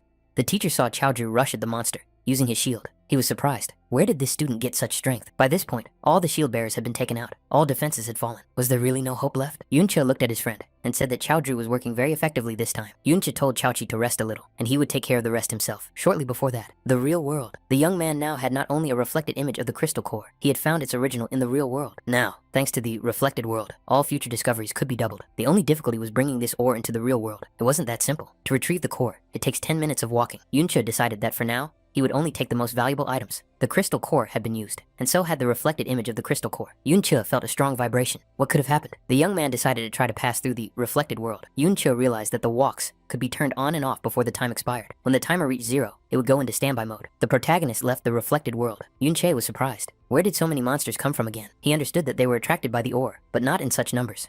It seemed that it was the Lord of the Wandering who had been exuding that dangerous aura from the very beginning. Chaodru and the others might be in danger. If you can enter and leave the reflected world at any time, it would be convenient to bypass all these monsters by using the teleportation to the reflected world. Now our hero was at level 24. A TK can be increased threefold. However, to fight the Lord of the Wandering Ones, who is stronger than other ordinary bosses, you need at least level 30, but even that is not enough. Yuncha found himself in the mirror world again and saw the images of the same people hiding behind a huge shield. After covering the necessary distance, the protagonist left the reflected world again. Yuncha noted that Chaoji had done a great job this time as well. Yuncha asked the students and their mentors if anyone had support skills. He needed buffs to be ready to fight the Wandering Ones. Yuncha activated the Secret Star Art skill. Chaodru activated the skill Surrounding Shield. The protagonist's mental strength increased, and his ATK rose by 20%. Yuncha thought that although the number of monsters was overwhelming, after using the core, his HP increased several times, and there was an increase in resistance to optical and electrical damage, so nothing threatened him. If these monsters were susceptible to chaos, it would be much easier to destroy them. The students were surprised. Wasn't Bard written in this man's status bar? Where did he get such high ATK, and what were these skills? The teacher thought, is this guy really that strong? It turns out he didn't need to worry about him. Yuncha realized that it was much easier to farm with such rare monsters. Yuncha thought he was just a cheeky boy, but his strength exceeded all her expectations. One of the teachers said that this guy was definitely being sponsored and mentored by someone from outside. Otherwise, where did he get such power? Another teacher added that he had seen this guy before. He was just an ordinary student, nothing more. Everyone present noticed that the giant monster was preparing to strike again. Things were looking bad. The monster did indeed attack. Under the impact of shockwaves and light waves, the young people were forced to retreat temporarily. Yuncha thought that even now, he would not be able to withstand this attack. As soon as the monster got closer, these shields would not be able to protect the people. At some point, the number of monsters decreased significantly. The teacher said that there was now an opportunity to break through to another exit. If they let the lore get too close, it would be too late. They couldn't delay. No matter how strong this guy was, he couldn't defeat the boss alone. The teacher noted that these shields were very difficult to move. If they left their protection, everyone would be exposed to the attacks of the Lord of the Wandering Ones. Those present agreed. If they started moving, they would become easy targets. The shields were too heavy and could only be moved by putting them in the inventory. Yuncha said he would take on this task. The young man added that he would attack the monster and provoke it, while the others would use the moment to escape. Yuncha thought that if they didn't deal with this lord, it would gather monsters from all over the dungeon and might go out into the outside world. All previous cataclysms had been caused by wandering lords. Yuncha declared that he would stay here and destroy this lord. Yuncha distracted the monster, and everyone else took the opportunity to flee. They understood that no matter how strong this guy was, with so many monsters, his stamina would quickly be depleted. The teacher said that the faster they got out, the sooner the student would be able to leave. A colleague noticed that the guy seemed to have said he was going to destroy the lord. The teacher added that the young man just wanted to reassure them. Everyone talks like that about the wandering one. Xiaozhi thought that he was still useless. At times like this, all he could do was run. Yunche was left alone with the monster. Yunche tried to get closer to the monster, maneuvering through the reflected world. However, his efforts were futile. The lord's defense was too great. The damage Yunche inflicted was too weak. The monster recovered immediately. Yunche realized that he would have to break through to that point. The crystal on the monster's head was probably something like a heart, which meant it was its most vulnerable spot. However, the hero still didn't have enough power to attack. The student's buffs were coming to an end. Yunche thought that he needed to level up first. He looked at the monster and realized that it was aiming at the place where he could potentially appear. There was almost nothing left of the walk. Almost all the time was up. If he relied on it to dodge, it would end immediately. There were no more than 4 minutes left. Yunche thought that he could use the undead to cover himself now, but that would consume a lot of MP, and he wouldn't have enough to stack ATK later. Yunche decided it made sense to retreat and think about a plan. But why were Chaoju, Yunsha, and Yunyin here? Yunsha said that his friend had begged them. They had no choice but to come to his aid. Xiaozhi said that he hadn't really begged them. It was just that there were fewer monsters now, and they had enough strength to escape. Yuncha thanked the girls and his friend. Yuncha noted that the boss was still dangerous. They were ready to cover the young man's retreat. The protagonist, waving his sword, said that there was no need. With their help, he could no longer hold back. Our hero finally reached level 30. Now his ATK was high enough. Yuncha was able to equip himself and don the armor of a fallen knight. It was a drop from the dungeon lord of the Ding family. Yuncha asked if the young man was going to attack that crystal. It was out of reach. It was too high. Yuncha thought that he finally had what he wanted so badly. Gravitational pull. This skill helps pull the target towards the user. Gravity push. pulls the user toward the target. It's a skill that will pull the protagonist toward the target. Yun-che said he had everything under control. Gravity push was activated. The young man found himself right next to the crystal. Yun-che swung his sword, and the crystal was destroyed. The protagonist defeated the Lord of the Wandering. Chao-ji said that Yun-che was super strong. Yun-yin admitted that he had indeed destroyed this monster single-handedly. Yun-che noticed that 2 legendary items had fallen out of the monster. Yun-cha noted that the monster was now falling and losing its balance. However, Yun-che was still there, so caution was necessary. Yun-che entered the cave that had formed. Was it really empty here? The young man thought he saw the remains of the Wandering Ones in front of him. It seemed that an even more powerful Lord of the Wandering Ones had once been born here. That's why this battlefield looks so terrifying. At the top of the remains of the Wandering Ones, the young man saw the remains of Chao En. He was holding onto a sword stuck in the ground. Yun-che couldn't believe his eyes. Was this really Benben in front of him? This sight was not only visible to the protagonist. Yun-cha said that it was the traitor Chao En. She had heard that he had been destroyed by the hero right here. However, she did not expect to see this. Yun-cha realized that this was the same scene after a battle with countless casualties, but he was completely unlike a statue in a museum. No one was stepping on him. Chao-ji said that no one might believe him, but his great-grandfather was not a terrible person at all. The young man had read all the historical books about him since childhood, but whenever he came to the details of his life, the descriptions were too vague. However, he did find something. His great-grandfather constantly went to dungeons that were not appropriate for his level. Why would an S-rank professional with a level of 60 plus come to a low-level dungeon? Because this was where the Lord of the Wandering Ones was supposed to be born. He is a potential source of disaster, capable of summoning monsters from all over the dungeon into the outside world. In the past, the government simply did not have enough troops to defend against all the monsters roaming the dungeon. Therefore, they had to rely on a few powerful and responsible professionals who regularly cleared the dungeons of monsters. Chaoan was just such a person. He came here to prevent disaster. Chao-chi said that everyone probably thought he had made it all up. His family also thought that he was just seeking psychological comfort, so they tried to find convenient information between the lines. Yun-che said that he believed his friend and knew that this was exactly how it was. Chaoan was definitely a good person. Yun-che remembered how Chaoan used to say that he didn't need a master. He considered himself very talented and said that he would soon surpass many others. As a child, Chaoan said that he didn't need to be saved. He had to learn to cope on his own. As he grew up, the young man said that he was one of those who worked hard so that he could distinguish himself at the right moment. His friend said that he had nothing to worry about. Nothing could harm him in this dungeon. He did not understand why he should become a sword guard, especially since it was the weakest of the shield bearers. Chaoan objected, saying that this was only true in terms of strength and agility, but he had breakthrough power. No one else could compare. The rescue team was puzzled. How could a shield bearer achieve such goals? Chaoan understood that leaving the team without permission would result in a 3-month deduction from his salary. He had just worked so hard that he couldn't help but raise his level. Yun-che believed that, if only for Benben's sake, he had to take revenge on the Ding family. Ding-yi received the information and was surprised. Was he really being told the truth? Ding-shu said he wasn't joking. You can ask the teacher in charge of the dungeon. Yun-che is extremely strong. The young man added that the teachers at the entrance stopped him and did not let him pass, explaining that his level was too low. One of the students noticed that a wandering monster had fallen in the distance. The teacher said that the monster had been destroyed by that guy, hinting at Yun-che. It was a rare hidden boss above level 40. Ding-shu heard the students mention Yun-che's name, so many people knew about it, and someone among them was truly amazing. Ding-yi ordered his assistants to immediately call the Ding family guards and follow him to the traitor's dungeon. Ding-yi added that it was imperative to capture the representatives of the Chao family. Yun-che activated the skill book, Golden Radiant Shield. The young man gave the book to his friend and told him to learn this skill. There are no level restrictions here. Yun-cha said that it was a legendary skill. Was the young man just giving it away like that? Yun-che replied that this skill was only suitable for shield bearers, and he wouldn't be able to use it anyway. Surely his great-grandfather Chao Ji often used this skill. Yun-cha noted that it was worth mentioning that Yun-che already had many excellent skills. The girl added that his skills were sufficient, but she was still far from this guy's level. Take, for example, the sudden appearance skill. You summon the undead. As far as she remembers, all summoned undead are the souls of the dead, and after death, they end up in the mirror world. Yun-cha wondered if it was possible to summon Benben in that case. Yun-yin said that Yun-cha had to leave because she had an appointment. Yun-cha admitted that she had stayed here too long, even though the most interesting part was just beginning. What would Yun-che do now? And where had he gone for so long? Yun-che found himself back in the mirror world. The young man approached Benben and called out to him. He didn't think they would ever meet again. The young man said he regretted not being able to hear the answer. Yun-che acknowledged that Benben had become just a spirit, but he didn't want to fight him. Yun-che noticed that images appeared around him, like scenes from the future. The protagonist was surprised. Were these really Benben's memories? Yun-che decided that it reminded him of something. Ding-kun? He also didn't understand why Benben was going to attack him. The protagonist was forced to dodge his old friend's attacks. The young man thought that only old instincts remained in Benben's body. Yun-che decided he needed to leave. However, he couldn't do it. It was impossible to leave the reflected world in this area. Yun-che thought that this time, there was no way to avoid a fight. Ding-shu and his uncle approached Chao Zhi. The man asked where Yun-che was now. Had he chickened out and run away? Ding-yu said that he would only get half the fun. Chao Zhi was, of course, surprised to see Ding-shu here. The young man asked what they were doing here. Were they also training? Ding-yu told Chao Zhi not to pretend. Wasn't it him and his friend who broke into and robbed his house? Chao Zhi replied that he knew nothing, that they had made a mistake, that he had nothing to do with it. Ding-shu said that he had heard everything and couldn't fail to recognize the voice. Ding-yi said that it didn't matter anymore. He had something prepared for these thieves.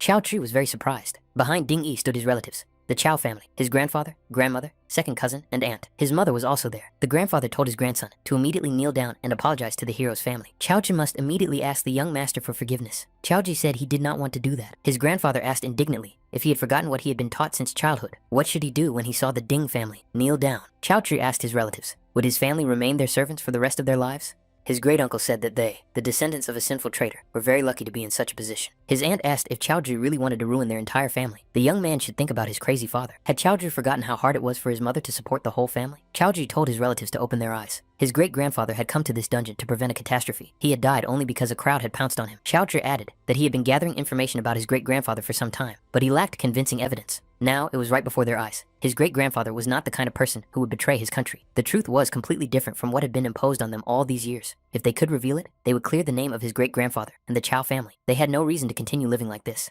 Chaoji said that the Ding family had no right to treat them this way. The Chow family should not have to suffer like this. Ding-wu laughed and said that the young man was absolutely right. His great-grandfather had died in a sudden attack. He was definitely not a villain. To be more precise, his work in the underground had made him a fortune. But who cared? He was a traitor, and everyone should hate him. Ding-yi asked if Chaoji really wanted to upset his father even more, or cause the whole family to be punished. The descendants of a traitor should be more modest. Ding-wu said that, in fact, all the members of the Chow family knew the truth. Otherwise, how did all those people they reported on die? Ding-yi ordered everyone to kneel immediately. The Chow family obeyed.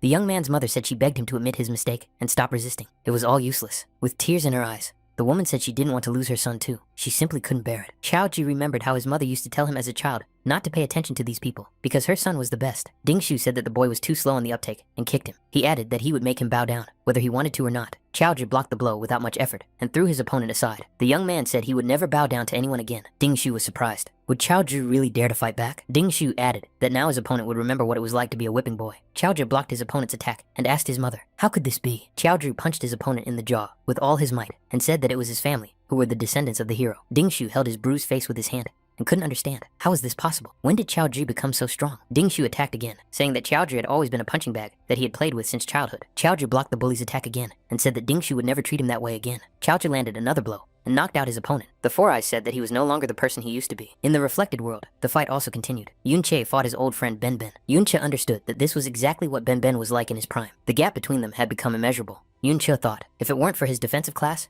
and the fact that his opponent was not himself, he would have been defeated instantly. However, all of Ben Ben's fighting techniques had been taught to him by our hero. His weaknesses were firmly etched in Yun Che's memory. Nevertheless, this was a level 60 defense. Even with his upgraded deceptive blade, the protagonist would hardly be able to inflict significant damage. Ben Ben used the legendary skill, Golden Radiant Shield. Yun Che thought that things were looking bad for him. In the real world, Chaoji continued to beat Ding Shu. Ding Yi was angry at his nephew because he couldn't even defeat this boy. Ding Wu approached Chaoji and said that his uncle would help his nephew. However, the young man activated the Golden Radiant Shield and told Ding Yi to watch closely. What kind of heroes are they? The Ding family is just a bunch of cowards who wouldn't dare to fight one-on-one. The Golden Hero Shield is a legendary skill. Its defensive capabilities do not depend solely on the characteristics of the defender. Provided that the attacks do not exceed twice the upper limit of what can be withstood, the shield is capable of repelling at least 10 attacks. However, this skill requires constant improvement. Even the slightest damage depletes its energy. After that, any 10 attacks can destroy it. Ding Yi destroyed the shield and asked what good it was.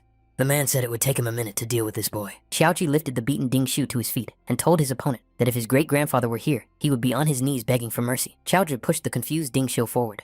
Ding Wu said that this young man's great-grandfather was a useless fool who lost his life in a low-level dungeon. Now, it was his great-grandson's turn. A member of the Ding family activated the gravity shock skill. The ground beneath their feet shook and turned into huge boulders. Ding Yi demanded that the young man kneel immediately. Despite his opponent's use of this skill, Chaoji began coughing up blood, but he did not obey. Ding Yi approached the young man and said that he was extremely insolent. However, he wondered how he would be able to stand if his legs were cut off. Chaoji's mother ran up and asked Ding Yi to spare her son because he had no idea what he was doing. The woman said that she was kneeling before him and was ready to do whatever he asked. Ding Yi warned that if Chaoji did not kneel, he would have to deal with his mother. The villain added that there were enough people here to kill. Chaoji shouted, demanding that Ding Yi stop immediately. The young man turned and looked at his relatives. They were frightened and indignant. Ding Yi saw someone from the other world. Qiao En appeared before everyone present. But how is that possible? Qiao Zhi's mother was surprised. Was it really her grandfather? The Qiao family members claimed that their famous relative had been resurrected, but that was impossible. How could someone who had died be brought back to life? The aunt said that it was not Qiao En, but an undead. Yuncha said that Ben Ben was so humiliated that he had to escape from hell to teach everyone a lesson. Qiao En looked at Ding Yi and his entourage with interest. Ding Yi ordered his men not to delay in attacking this undead creature. The Ding family guards rushed to attack one man, but met with unprecedented resistance. The Chow family, seeing the skill of this warrior, declared that it was indeed Chow En. Chowja thought that this technique really belonged to his great-grandfather. He was able to repel the attacks of several guards at once. It was simply amazing. Ding Yi asked Yunche, Was this his doing? he summoned another undead. Now he knows how to deal with these pathetic creatures. Ding Yu said that they were at most level 33. Even the revived Chow En was just cannon fodder. Ding Yi lunged at Chow En, but the ghost Ben Ben activated the clutch skill and blocked his opponent's attack. Ding Yu said that blocking techniques were useless against pure power and activated the skill, summon and collision. Ding ran into another golden radiant shield. This was quite unexpected for him. Ding Yi realized that even though Ben Ben was no longer alive, he was still S-class. It could take half a day to deal with even one of his shields. Ding Yi called on his guards to attack simultaneously and exhaust this undead creature. However, the guards had other things to worry about. They had to fight the undead. Ding Yi felt annoyed. His armor was significantly worn out. The representative of the Din family shouted loudly and activated the skill, Burning Fury. He claimed that these undead were just a bunch of summoned creatures. Din Yi activated the skill, Accumulated Strike, and decided to attack the protagonist. He decided that if he destroyed the summoner, all the undead would disappear. Din Yi announced that he had first-class artifacts given to him by his grandfather at his disposal. However, Yunche easily dodged his opponent's attack. Ding Yi couldn't understand how this was possible. At that moment, the skill, Tear Apart, was activated. Yunche disappeared and reappeared behind his opponent at the same moment. The protagonist plunged his sword into Ding Yi's back. Ding Yi sharply increased his speed, and Yunche, unable to hold on, flew to the side. Ben Ben also tried to catch up with Ding Yi. Xiao En and Yunche attacked their opponent from both sides, not giving him a chance to recover. Ding Yi only had time to defend himself. At one point, Ding Yi took damage and his arm was injured. He shouted at the mages to heal him immediately. The gravity strike skill was activated again. Ding Yi shouted at Xiao En to get out of there immediately. Yunche asked himself, could it be that Ding Yi was afraid of him? Ding Yi became nervous and shouted at his priest, asking what he was doing at that moment. The priest was currently fighting a level 33 undead creature. The undead won overall, and the guards of the Ding family were destroyed. Yunche asked, Did Ding Yi really think that his undead would not become stronger after visiting his home? Yunche added that now, with the legendary skills dropped by the Dungeon Lord, his undead were far superior to the guard squad. Ding Yi thought he had no chance and needed to flee immediately. He turned abruptly and tried to escape. However, he couldn't get very far because a huge sword from the representative of the reflected world was stuck in the ground in front of him. Everything around him shook, and the ground beneath his feet turned into huge boulders. Ding Yi didn't know what to do next. The young man approached his opponent and said that he had the exclusive skill of a swordsman shield bearer, sword shield formation. The young man told the wounded Ding Yi that fighters below the S-class were no match for him. If his opponent didn't believe him, he could try again. Ding Yi raised his hand and shouted for his opponent not to approach him. He had a wasteland bomb, a terrifying and terrible weapon. Ding Yi added that it was an S-class artifact that his great-grandfather had given him. The young man came up close and said that now Ding Yi could detonate this bomb. Ding Yi was surprised. Had he grown tired of living? Yunche said that if Ding Yi destroyed Ben Ben, he could be resurrected. Yunche approached his opponent from behind and said that he wouldn't even be able to touch him with a finger. Yunche struck with his sword, and Ding Yi lost another arm. The wounded representative of the Ding family was forced to kneel. Yunche approached him, knocked him to the ground, and lowered his battle sword onto him. The protagonist asked his opponent if he was now of any value. Yunche looked at the list of suggested skills and artifacts. He was interested in the health potion. Considering the speed at which the health potion restored health, even if he used it at that moment, it would be a drop in the ocean. Yunche told his undead Ding Yi that he would have died anyway. After his death, Ding Yi's soul appeared in the mirror world. Then our hero cleverly lured him into a trap and made him his undead. Yunche realized that the ranks of high-level undead could be replenished by taking lives. The young man decided to keep him for now. He might come in handy later. The old man from the Chow family said that this young man was still so young, but already very strong. Most likely, he was the one who helped Chow Ju. His inner strength had indeed grown considerably. The members of the Chow family asked the elder, what should they do now? The Ding family would definitely seek revenge for the death of their third head. Even though this guy was exceptionally strong, he didn't stand a chance against a hero. Those who had destroyed their relative decades ago had become even stronger. Yunche overheard this conversation and thought that this was indeed the case. If word of what had happened got out, he would have no time left to improve his abilities. He needed to reach a level where he could stand up to Ding Kun as soon as possible. The young man thought that sending the undead to hunt monsters was a good decision. Given the current level and equipment of the undead, they could easily cause a lot of trouble here. However, this dungeon was no longer sufficient to support rapid growth. Therefore, there was more important work for them to do. The question concerned the Dungeon Lord. Unlike hidden bosses such as the Lord of the Wandering Ones, the Dungeon Lord is its very core. The process of forming the sword shield had begun. The young man understood that defeating the Dungeon Lord would complete the conquest of the entire dungeon, after which it would simply disappear. The entrance was guarded by teachers. The Ding family certainly could not bring the Chow family here unnoticed. The Chow family would certainly look suspicious if they left the dungeon alone. Only by conquering the dungeon, and thus causing it to dissipate, would the Chow family be able to escape in the ensuing chaos.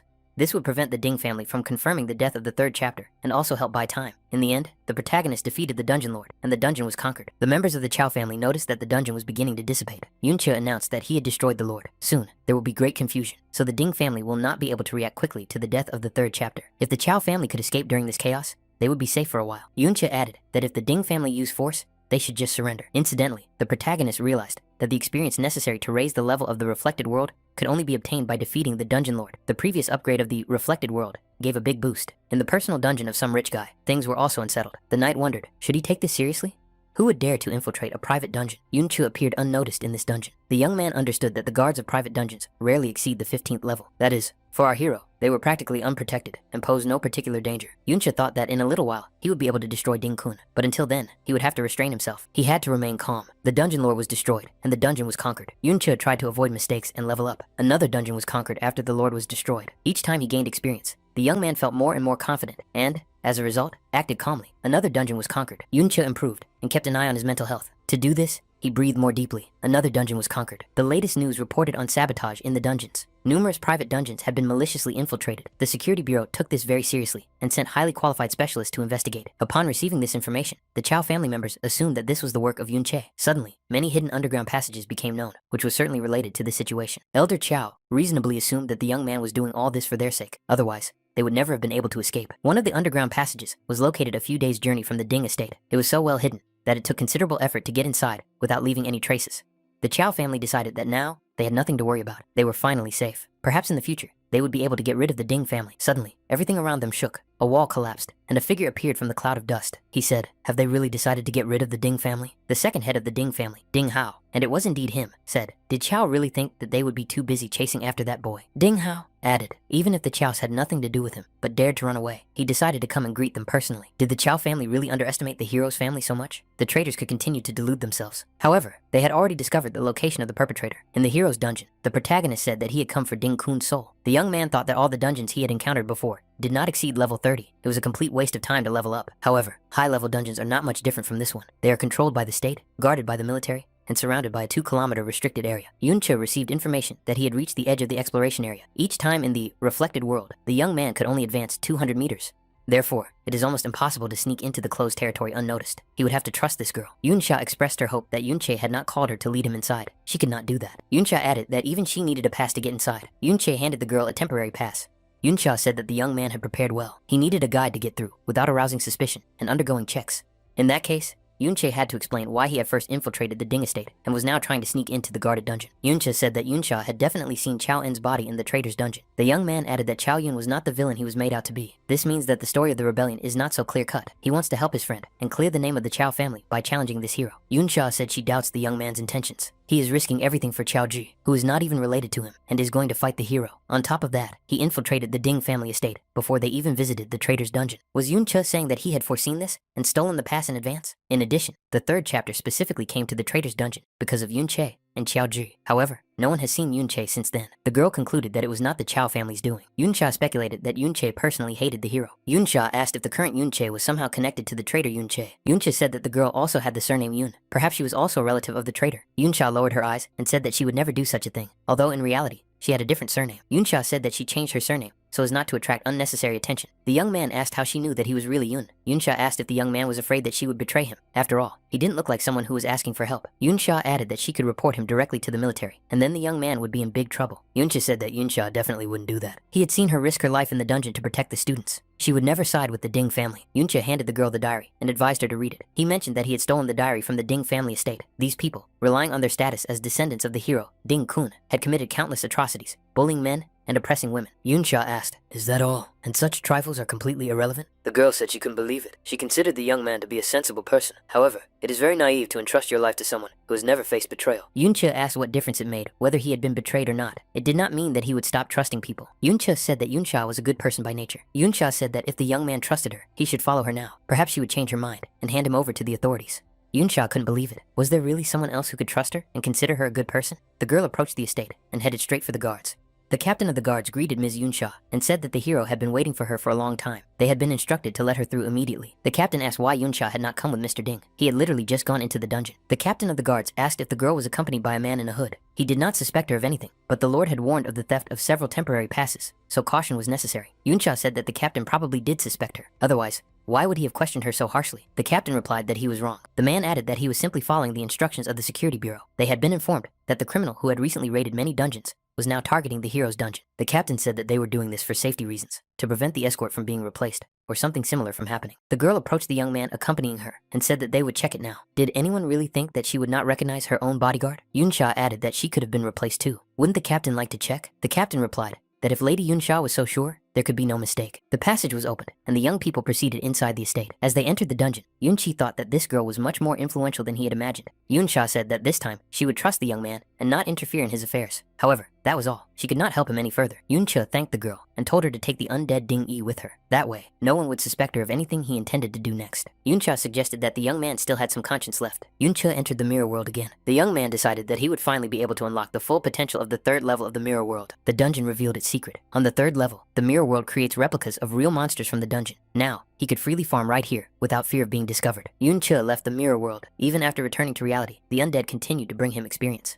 They had indeed built a city in the hidden dungeon. Yunche decided to take a closer look. According to the family diary, Ding Kun lived here. However, the young man knew nothing about him. All that was known was that Ding Kun had reached S-Class 10 years ago and had never openly demonstrated his power since then. If Yunche had more information, his chances of winning would be higher. In his previous life, he kept records of everyone who reached S-Class, but he knew nothing about Ding Kun. Yunche asked Ben Ben if he knew anything about Ding Kun. There was no answer. Yunche thought that with the transition of the reflected world to the third level, the intelligence of the undead had increased significantly. Ben Ben had made the most progress, although he still hadn't reached the level where he could communicate normally. Yuncha assumed that with further development of his consciousness skill, he would return to full communication. Ding Dan told his father that the third was his favorite, and he couldn't just stand aside. Ding Dan added that he was still considered missing. He stood before the hero Ding Kun, who was seated on the throne. Ding Dan said that if this guy was able to silently kidnap the third chapter, then he had reached S-Class, and his father had to intervene. Ding Kun approached his son and punched him through the body. He said that Ding Dan couldn't keep track of his own son, but dared to lecture him. Ding Kun added that Ding Dan had finally reached S-Class, but couldn't even withstand a single blow from him. Ding Kun said that he had kept him close, but he turned out to be useless. All he had to do was look after his grandson. The hero added that Dan not only lost a man, but now he would have to clean up after him. Did Dan understand that he had lost his own flesh and blood, and that this would shorten his life by several years?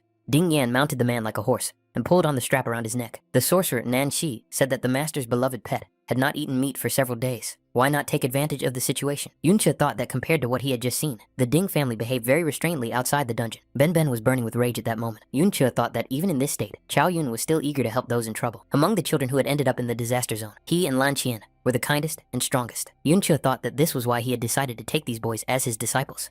He hoped that when the young men became stronger, they would be able to help others. In the end, he brought all this upon Chao En and left him in such a state. Ben Ben said the name Lan Qian. Yunche was surprised. Could Ben Ben really speak? Ben Ben said that Lan Qian was Ding Kun. Chao Yun was surprised. Did Yunche deliberately use a similar name to provoke him? He couldn't imagine that he would hear it again after so many years. The young man said he wanted to see who dared to impersonate the master. Ding Yan stood in front of the chained monsters and said that they were good boys. Ding Yan added that he had been very busy lately and that they must be hungry. Ding Yan showed the monsters the tortured people and said that he was already quite tired of them. Ding Yan added that dinner was served. The monsters perked up and pounced on these people. However, Yuncha did not continue to hide in his shelter and jumping out, activated the slicing skill. Wielding his sword, the young man began to cut the monsters into pieces, thereby saving the people. Yuncha was puzzled. Had Lan Qian really become Ding Kun? But how is that possible? Ding was surprised. Who else could it be? The sorcerer Nan Shi said that it was a malefactor, clearly out of his mind. How could he show up in the hero's dungeon? It was like signing his own death warrant. Yuncha remembered that he had personally taught Lan Qian. How could the scoundrel Ding Kun have grown up to be like this? At the time, the teacher told the young people that because of those with abilities, the age of knights was a thing of the past. However, as a descendant of a knight, he wanted to pass on their covenants to the boys.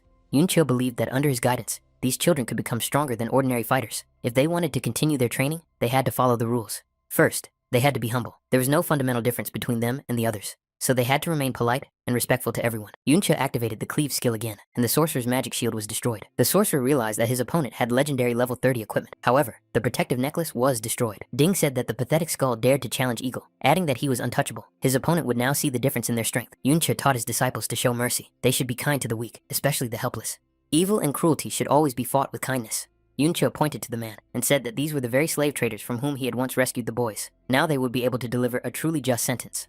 Ding asked if his opponent had destroyed their illusions and was satisfied. If he wanted more, let him continue and enjoy himself. However, this guy's face looked as if he was about to explode with rage. Did he look like that because of those outcasts? Maybe there was a relative of his among them? Dean said that this guy might try to destroy them. He would see how he felt when he realized that he had swung his sword at his enemies, but destroyed his own people. Yuncha saw both the reflected world and the real world at the same time. But how is that possible? Yuncha attacked correctly. Dean was surprised at how his opponent could tell which ones were real. Yuncha taught his students to be brave, fearless, and decisive. There was no place for cowards in the dungeons. They had to fight for justice. During another dungeon raid, the boys told their teacher that they were very scared and almost died. Yunche said that they were safe because he was watching them and controlling the situation the whole time. Ding thought this guy was strong and added that the sorcerer should cover him and not waste his energy on illusions. They needed to buy time so he could escape. Ding Yan said that if anything happened to him, this scoundrel's grandfather would definitely kill him. The sorcerer activated his skills, spell casting, summoning the swamps, and paralyzing dust. It was very difficult to cast spells without illusions. The sorcerer looked around and couldn't figure out where his opponent had gone. Yunche suddenly appeared behind the sorcerer and swung his arm to strike. The sorcerer was deactivated and begged for mercy because he was not from the Ding family. He was just hired. If the young man had a plan, he could easily catch Ding Yan.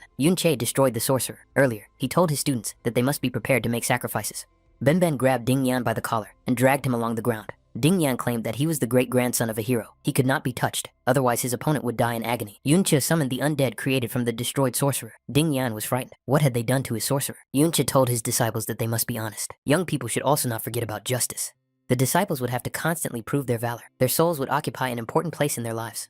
Yunche walked through the city, saw the horror that was happening, and said that Lan Qian had not simply forgotten everything he had been taught. Lan Qian had betrayed them with Ben. Lan Qian allowed his descendants to commit such evil deeds. Why did this happen? Ding Kun shouted that he was living well in his dungeon. His voice was accompanied by a series of explosions. After these explosions, the protagonist was injured, but continued to ask, why did Lan Qian do this?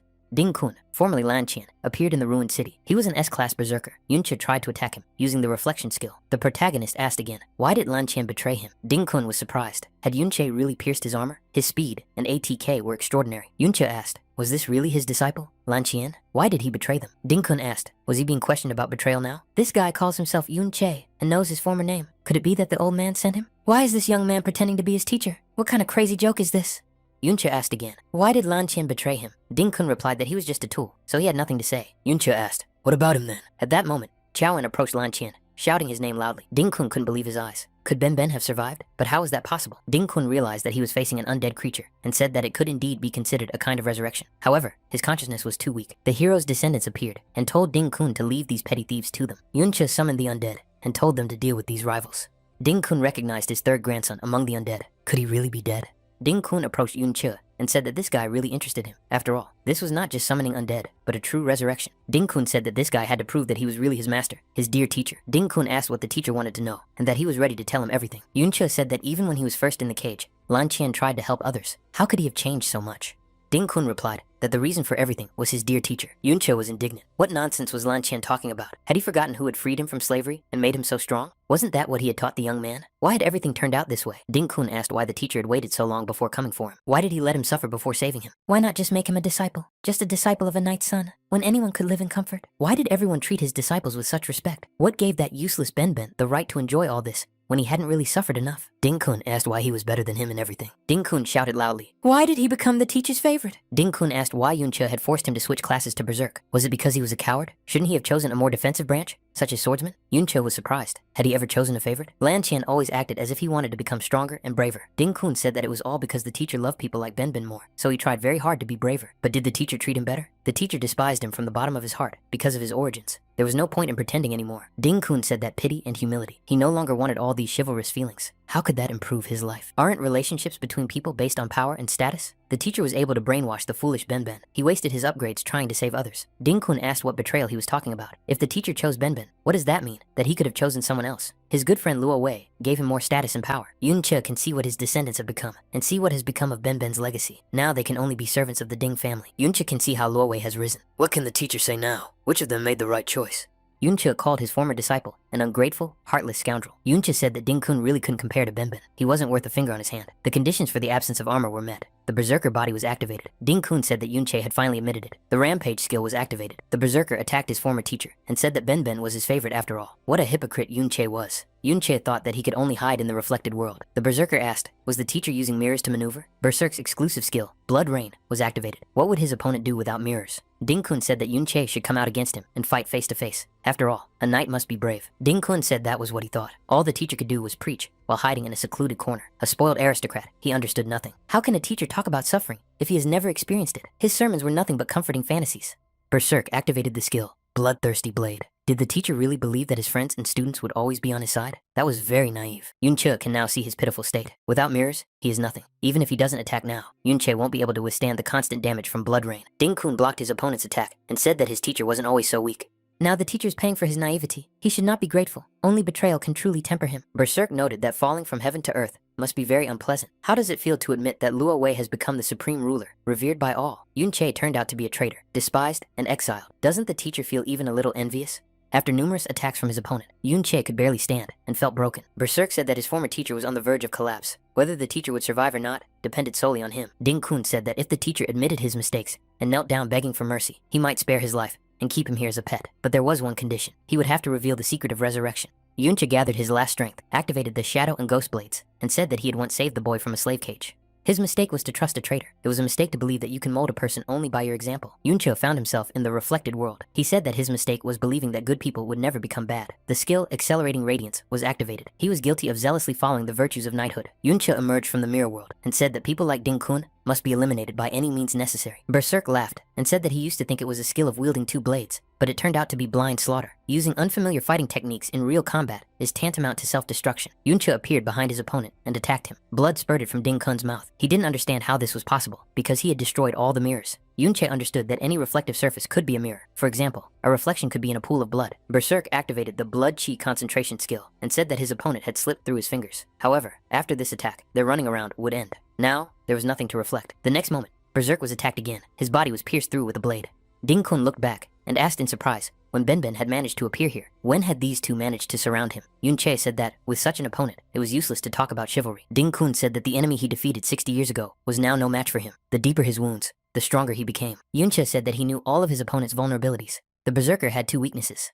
The first is his defense. To become a berserker, he invested all his points in ATK and speed. As a result, he has no reserves left for defense. In addition, many skills further weaken it. Even his life can be severely affected. The skill Whirlwind Strike was activated. Ding-kun said that the undead are just dead warriors. It is enough to simply kill them. Yun-che said that the second weakness was the limited attack radius. Apart from Whirlwind Strike, which was available before the class change, the berserker's arsenal mainly consisted of linear attacks. Yun-che noted that his generation allowed him to keep many undead on the field at once. The opponent would not be able to easily get rid of them all. Yun-che added that the berserker's greatest weakness was that he had no one to rely on. Back when Lan Qian and Chao En acted as one, they covered each other's weaknesses. But now, the shield that once protected him has become a sword that wounds him. Considering that Ding-kun came to power through betrayal, he hardly had any close friends left. Was he satisfied with that? Ding-kun asked what friendship he was talking about. What had his teacher's friendship led to? He himself had been in power for 60 years and needed neither comrades nor friends. Berserk called on his sons and grandsons to meet his enemy face to face. The call was accepted. Ling-kun repeated that he did not need allies. His grandsons and sons would fight for him. The sons stopped in fear when they saw that their father had been wounded.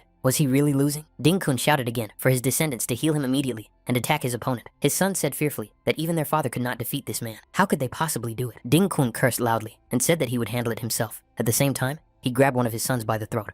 Ding-kun shouted that everything his descendants had, he had personally given them. Didn't his son understand why he had been born? It was only for his health and longevity. How dare he refuse? Ding-kun told his other sons to stop their rival immediately, or else they would face his punishment. Yun-che called on many undead creatures for help, and said that no matter how young Ding-kun looked, inside him was an aged soul. He could come and enjoy his last evening with his family. Ding-kun realized that all his children had already been turned into undead creatures. Yun-che rushed after his rival, and said that Ding-kun would not be able to escape him. The protagonist caught up with the traitor, and inflicted significant injuries on him. Yun-che said that Lan Qian could have had children and grandchildren, but now, only their hatred remained. His decisions had led him to a dead end. More than 60 years ago, a teacher once approached his students.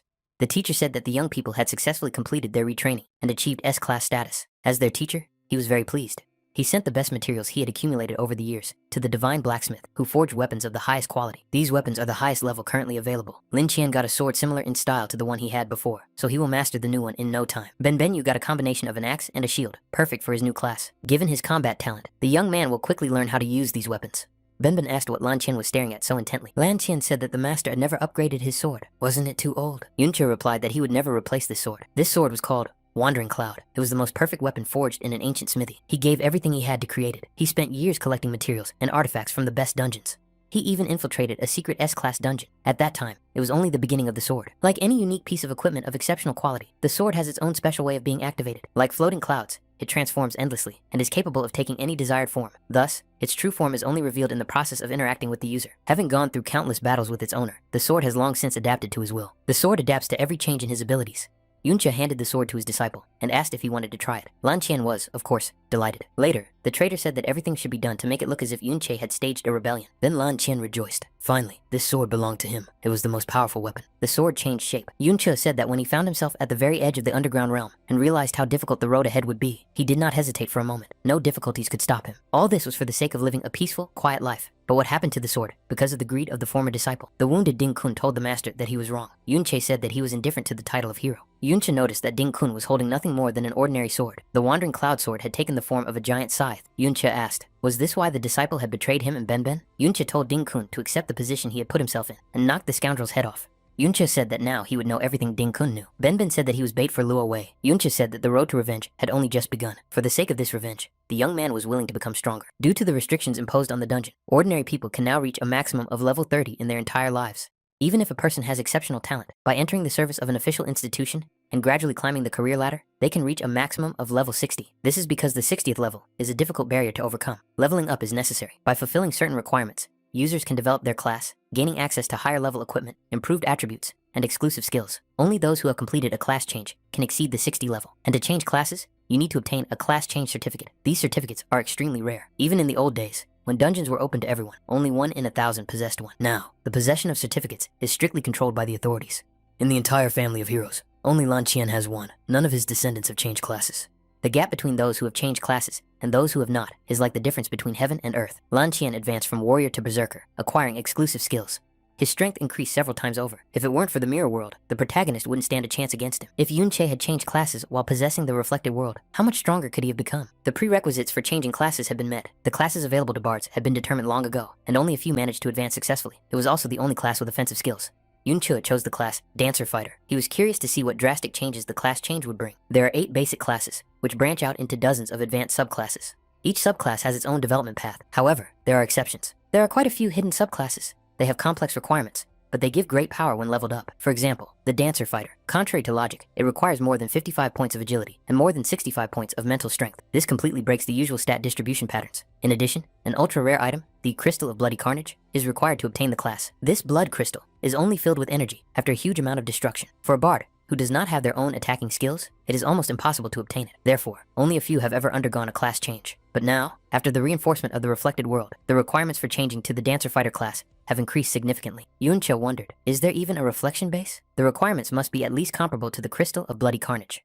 The seedbed of life is a treasure that allows you to endlessly produce fully restorative potions. Each such seedbed is something that professionals are willing to fight to the death for. Having it means allowing the team to do without a healer altogether. Then this class must be absurdly powerful. After transformation, Yunche moved back to the reflected world. The young man thought that raising the level of the reflected world would gradually open and improve it. An orc leader, the Dungeon Lord, appeared before the protagonist. It was a replica. After reaching the 3rd level in the mirror world, not only ordinary monsters appeared, there were already replicas of the Dungeon Lords.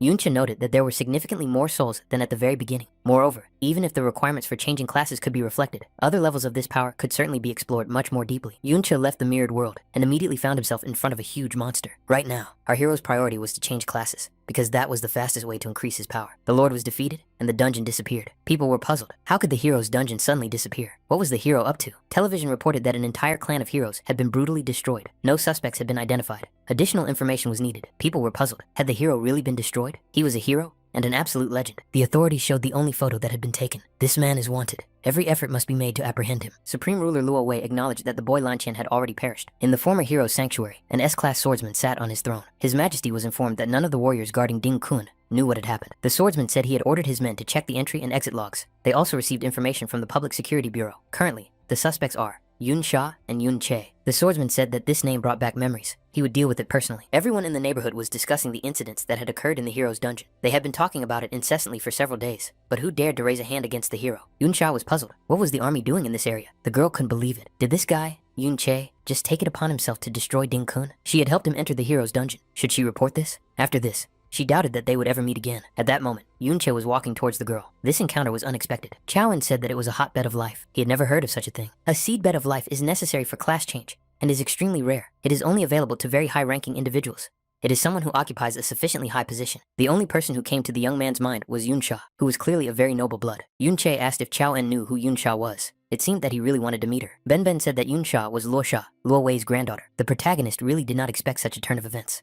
The students rushed after the young man and shouted that Yun Che had come to school. The students asked if Yun Che was so exhausted after the battle with the Lord of the Wandering, that he had to rest for several days. If it weren't for this young man, they would not have survived at all. Yunche was incredibly strong. The students said that they had despaired, but Yunche appeared and saved them all. They were all waiting for him at school to thank him. Finally, the young man arrived. The school administration also wanted to reward him. The students said that if the young man returned, the Ding family would definitely come looking for him. How did it happen that the third head of the Ding family disappeared just when the commotion in the dungeon began? Now, the Ding family is rushing around the city, trying to find any clues. One of the students added that Yunche is very strong, but what if they decide to interrogate him harshly? Although, most likely, there is no cause for concern. After all, it is already clear to everyone who is to blame, the very dungeon destroyer that was written about in the newspapers. There are rumors that even the hero has died, but no one would think that Yunche could have destroyed the hero. The young man understood that the Ding family knew from his voice that he was the robber. Without convincing evidence, they remain the only ones who suspect him. The student said that the dungeon destroyer was now being hunted by the security service and would surely be caught soon. Such rumors were circulating. Yunche thought, as long as that security service doesn't come after him. Law enforcement here was simply insane. There were patrols on every street, each of them very strong. Added to this were constant reports via devices that people called mobile phones. Yunche thought that if it weren't for his undead ability to cover his tracks, he wouldn't have made it here at all. Among the students, it was easiest to pass himself off as one of them and not arouse suspicion. The main thing was that here, he would be able to study this world. The students said that if it weren't for the dungeon destroyer, no one would have suspected them or Yunche. The students didn't understand how he could have done such a thing. No matter how evil he was, he shouldn't have raised his hand against a hero. Yunche thought that these people had known only the good hero, created by Luo Wei's propaganda since childhood. Even if the villain he destroyed was evil, their views would not change so easily. Someone in the crowd said that the hero was not really as he was described in the books. One of the students added that his distant uncle had mentioned some unknown facts, but no one wanted to listen to the student. After all, the hero was a hero, and that said it all. Someone had a video secretly filmed at the moment when the hero's dungeon was destroyed. The people in it looked terrible. It seemed that they had been kept as slaves and tortured by members of the Ding family for years. It was very cruel. Yunche thought, could something really start to change? The students were surprised. Where could such a video have come from? Everything there was guarded by troops. Leaks seemed impossible. Obviously, it was fake. An attempt to discredit the hero. No one wanted to believe it. Yunsha said it was all real. She had recently been personally invited to the hero's dungeon. What was in the video was just the tip of the iceberg. The disciples were surprised. Could even Yunsha say that? Could it be true? Could it all have really happened? Yunsha grabbed Yunche's hand and told him to follow her immediately. Once they were alone, the girl asked why Yunche had returned at all. Wasn't he afraid that the security service would come after him? Or did he think they were the lesser of two evils? Yunche had destroyed the hero, and she wanted to know if he realized the consequences. Yunsha asked if Yunche was really not afraid that she might betray him. The young man reminded her that he believed she was a good person at heart. Yunsha said that, given the atrocities committed by their heroic family, it was good that they had died. The girl added that at least Yunche now owed her another favor. Yunche reminded her that he would not forget her help and called the girl by her name, Luo Sha. The young man was tormented by the question, why, as Luo Wei's granddaughter, did she help him get into the hero's dungeon? Could it be that she couldn't stand what her family was doing? What was her relationship with Luo Wei? The protagonist decided that he might be able to use Luo Sha to achieve his goal. Yunche decided to focus on his immediate goal for now. He asked her if she knew about the seedbed of life. Luo Sha replied that she did. It is the thing that produces the essence of life. Yunche stood in front of the director's office. This old eccentric must have at least one seedling of life. The protagonist entered the mirror world. The old man had a seedling of the world tree in his collection, which he valued greatly. The young man knew that the old man had acquired almost all the nurseries of life he could get his hands on. It was time to water his precious seedling. Yunche saw various replicas of the seedling of life around him. However, they were all sealed by the director's technique. The young man intended to obtain a replica directly through the reflected world, but did not expect the formations to work in it. Although the seals were familiar to the hero from his previous life, this particular formation was clearly different from what he knew before. It included many elements characteristic of this era. Yunche decided that with his current power, it was impossible to destroy the magical protection. Even if his attack allowed it, the rough destruction would destroy the objects inside. Yunche decided to leave for now and exited the room. Director Bo Ling, an 89th level cultivator, remained seated in his office. Yunche thought that this man's strength far exceeded that of Lan Qian. Without changing his class, it would be difficult to oppose him. There were only two ways to obtain the seedbed of life. Wait for him to open access himself and then capture it through the reflected world, or study the knowledge of this era, understand the formation, and find a way to destroy it. Yunche went to the school library and selected the literature he needed for his studies. He was interested in the book Mechanics in Everyday Life. Yunche thought that after his rebirth, he had acted too hastily. The world had changed so much that without understanding it, he would not even be able to get an audience with Luo Wei. He dismantled some mechanisms copied from other places, but did not understand their true meaning, even though others used them freely. It was rumored that Luo Wei was the driving force behind this progress, but where did he get these devices and concepts? Studying the literature, the young man understood how magic cores were used, but what was the basic principle? The items from the dungeons were not a problem, but combining them with mechanics left too many questions unanswered. Although answers were found to some questions, they gave rise to even more questions. In addition, much of the knowledge remained unclear and had many cross-references to other texts. Yunche decided that most books were silent on many things. It seemed that important information was simply not allowed to be printed. This meant that the answers could be hidden in highly specialized, forgotten, or rare copies. The problem was that among them were tons of useless garbage. The search for answers could take an infinite amount of time. Suddenly, the young man saw Yoon Yin in the library. The girl was sitting with a book in her hands. Yoon Yin was engrossed in reading and did not notice him right away. Yoon Cha thought that she always went with Yoon Cha, but what was she doing here alone? He said he had just come for a book. The young man added that he wasn't sure which book he needed yet. Yoon Yin threw him a book and said that this one would suit him. Yoon Cha thanked the girl and left the library. Yoon Yin continued reading. After a while, he returned and said that he had finished reading and asked if there was anything about mobile communications.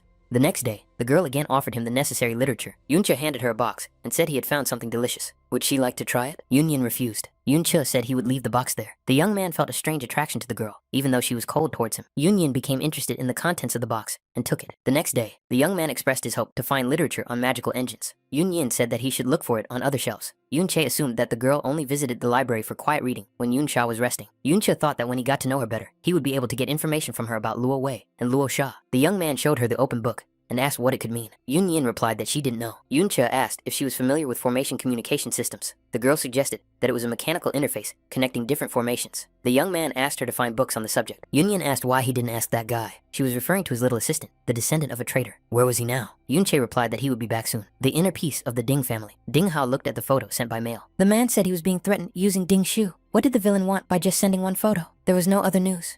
His brother asked if it was sent by that guy, Yoon Che. Dean Hao said that he had met Qiao Zhu before, so perhaps it was because of Qiao's family members. Could Yoon Che really destroy a hero? Did he have the strength to destroy his grandfather? Why hadn't the guard caught him yet? Were they being ignored? A knight entered the room and informed the leader that Qiao Zhu had returned to school. Qiao Zhu staged a solo picket and held a banner that read, "Clear my name." The students recognized him as Qiao Zhi, but what was he up to? Did he want to stir up trouble now that the hero was dead? After all, he was still a traitor. Yoon Cha thought that the truth had been hidden for many years. The hero had been unjustly accused and labeled a traitor. However, some people stubbornly sought the truth. Qiao Zhi claimed that there was now enough evidence to prove that his great-grandfather was not a traitor. He was a hero. Yoon Cha thought that perhaps the world would change thanks to Qiao Zhi's perseverance.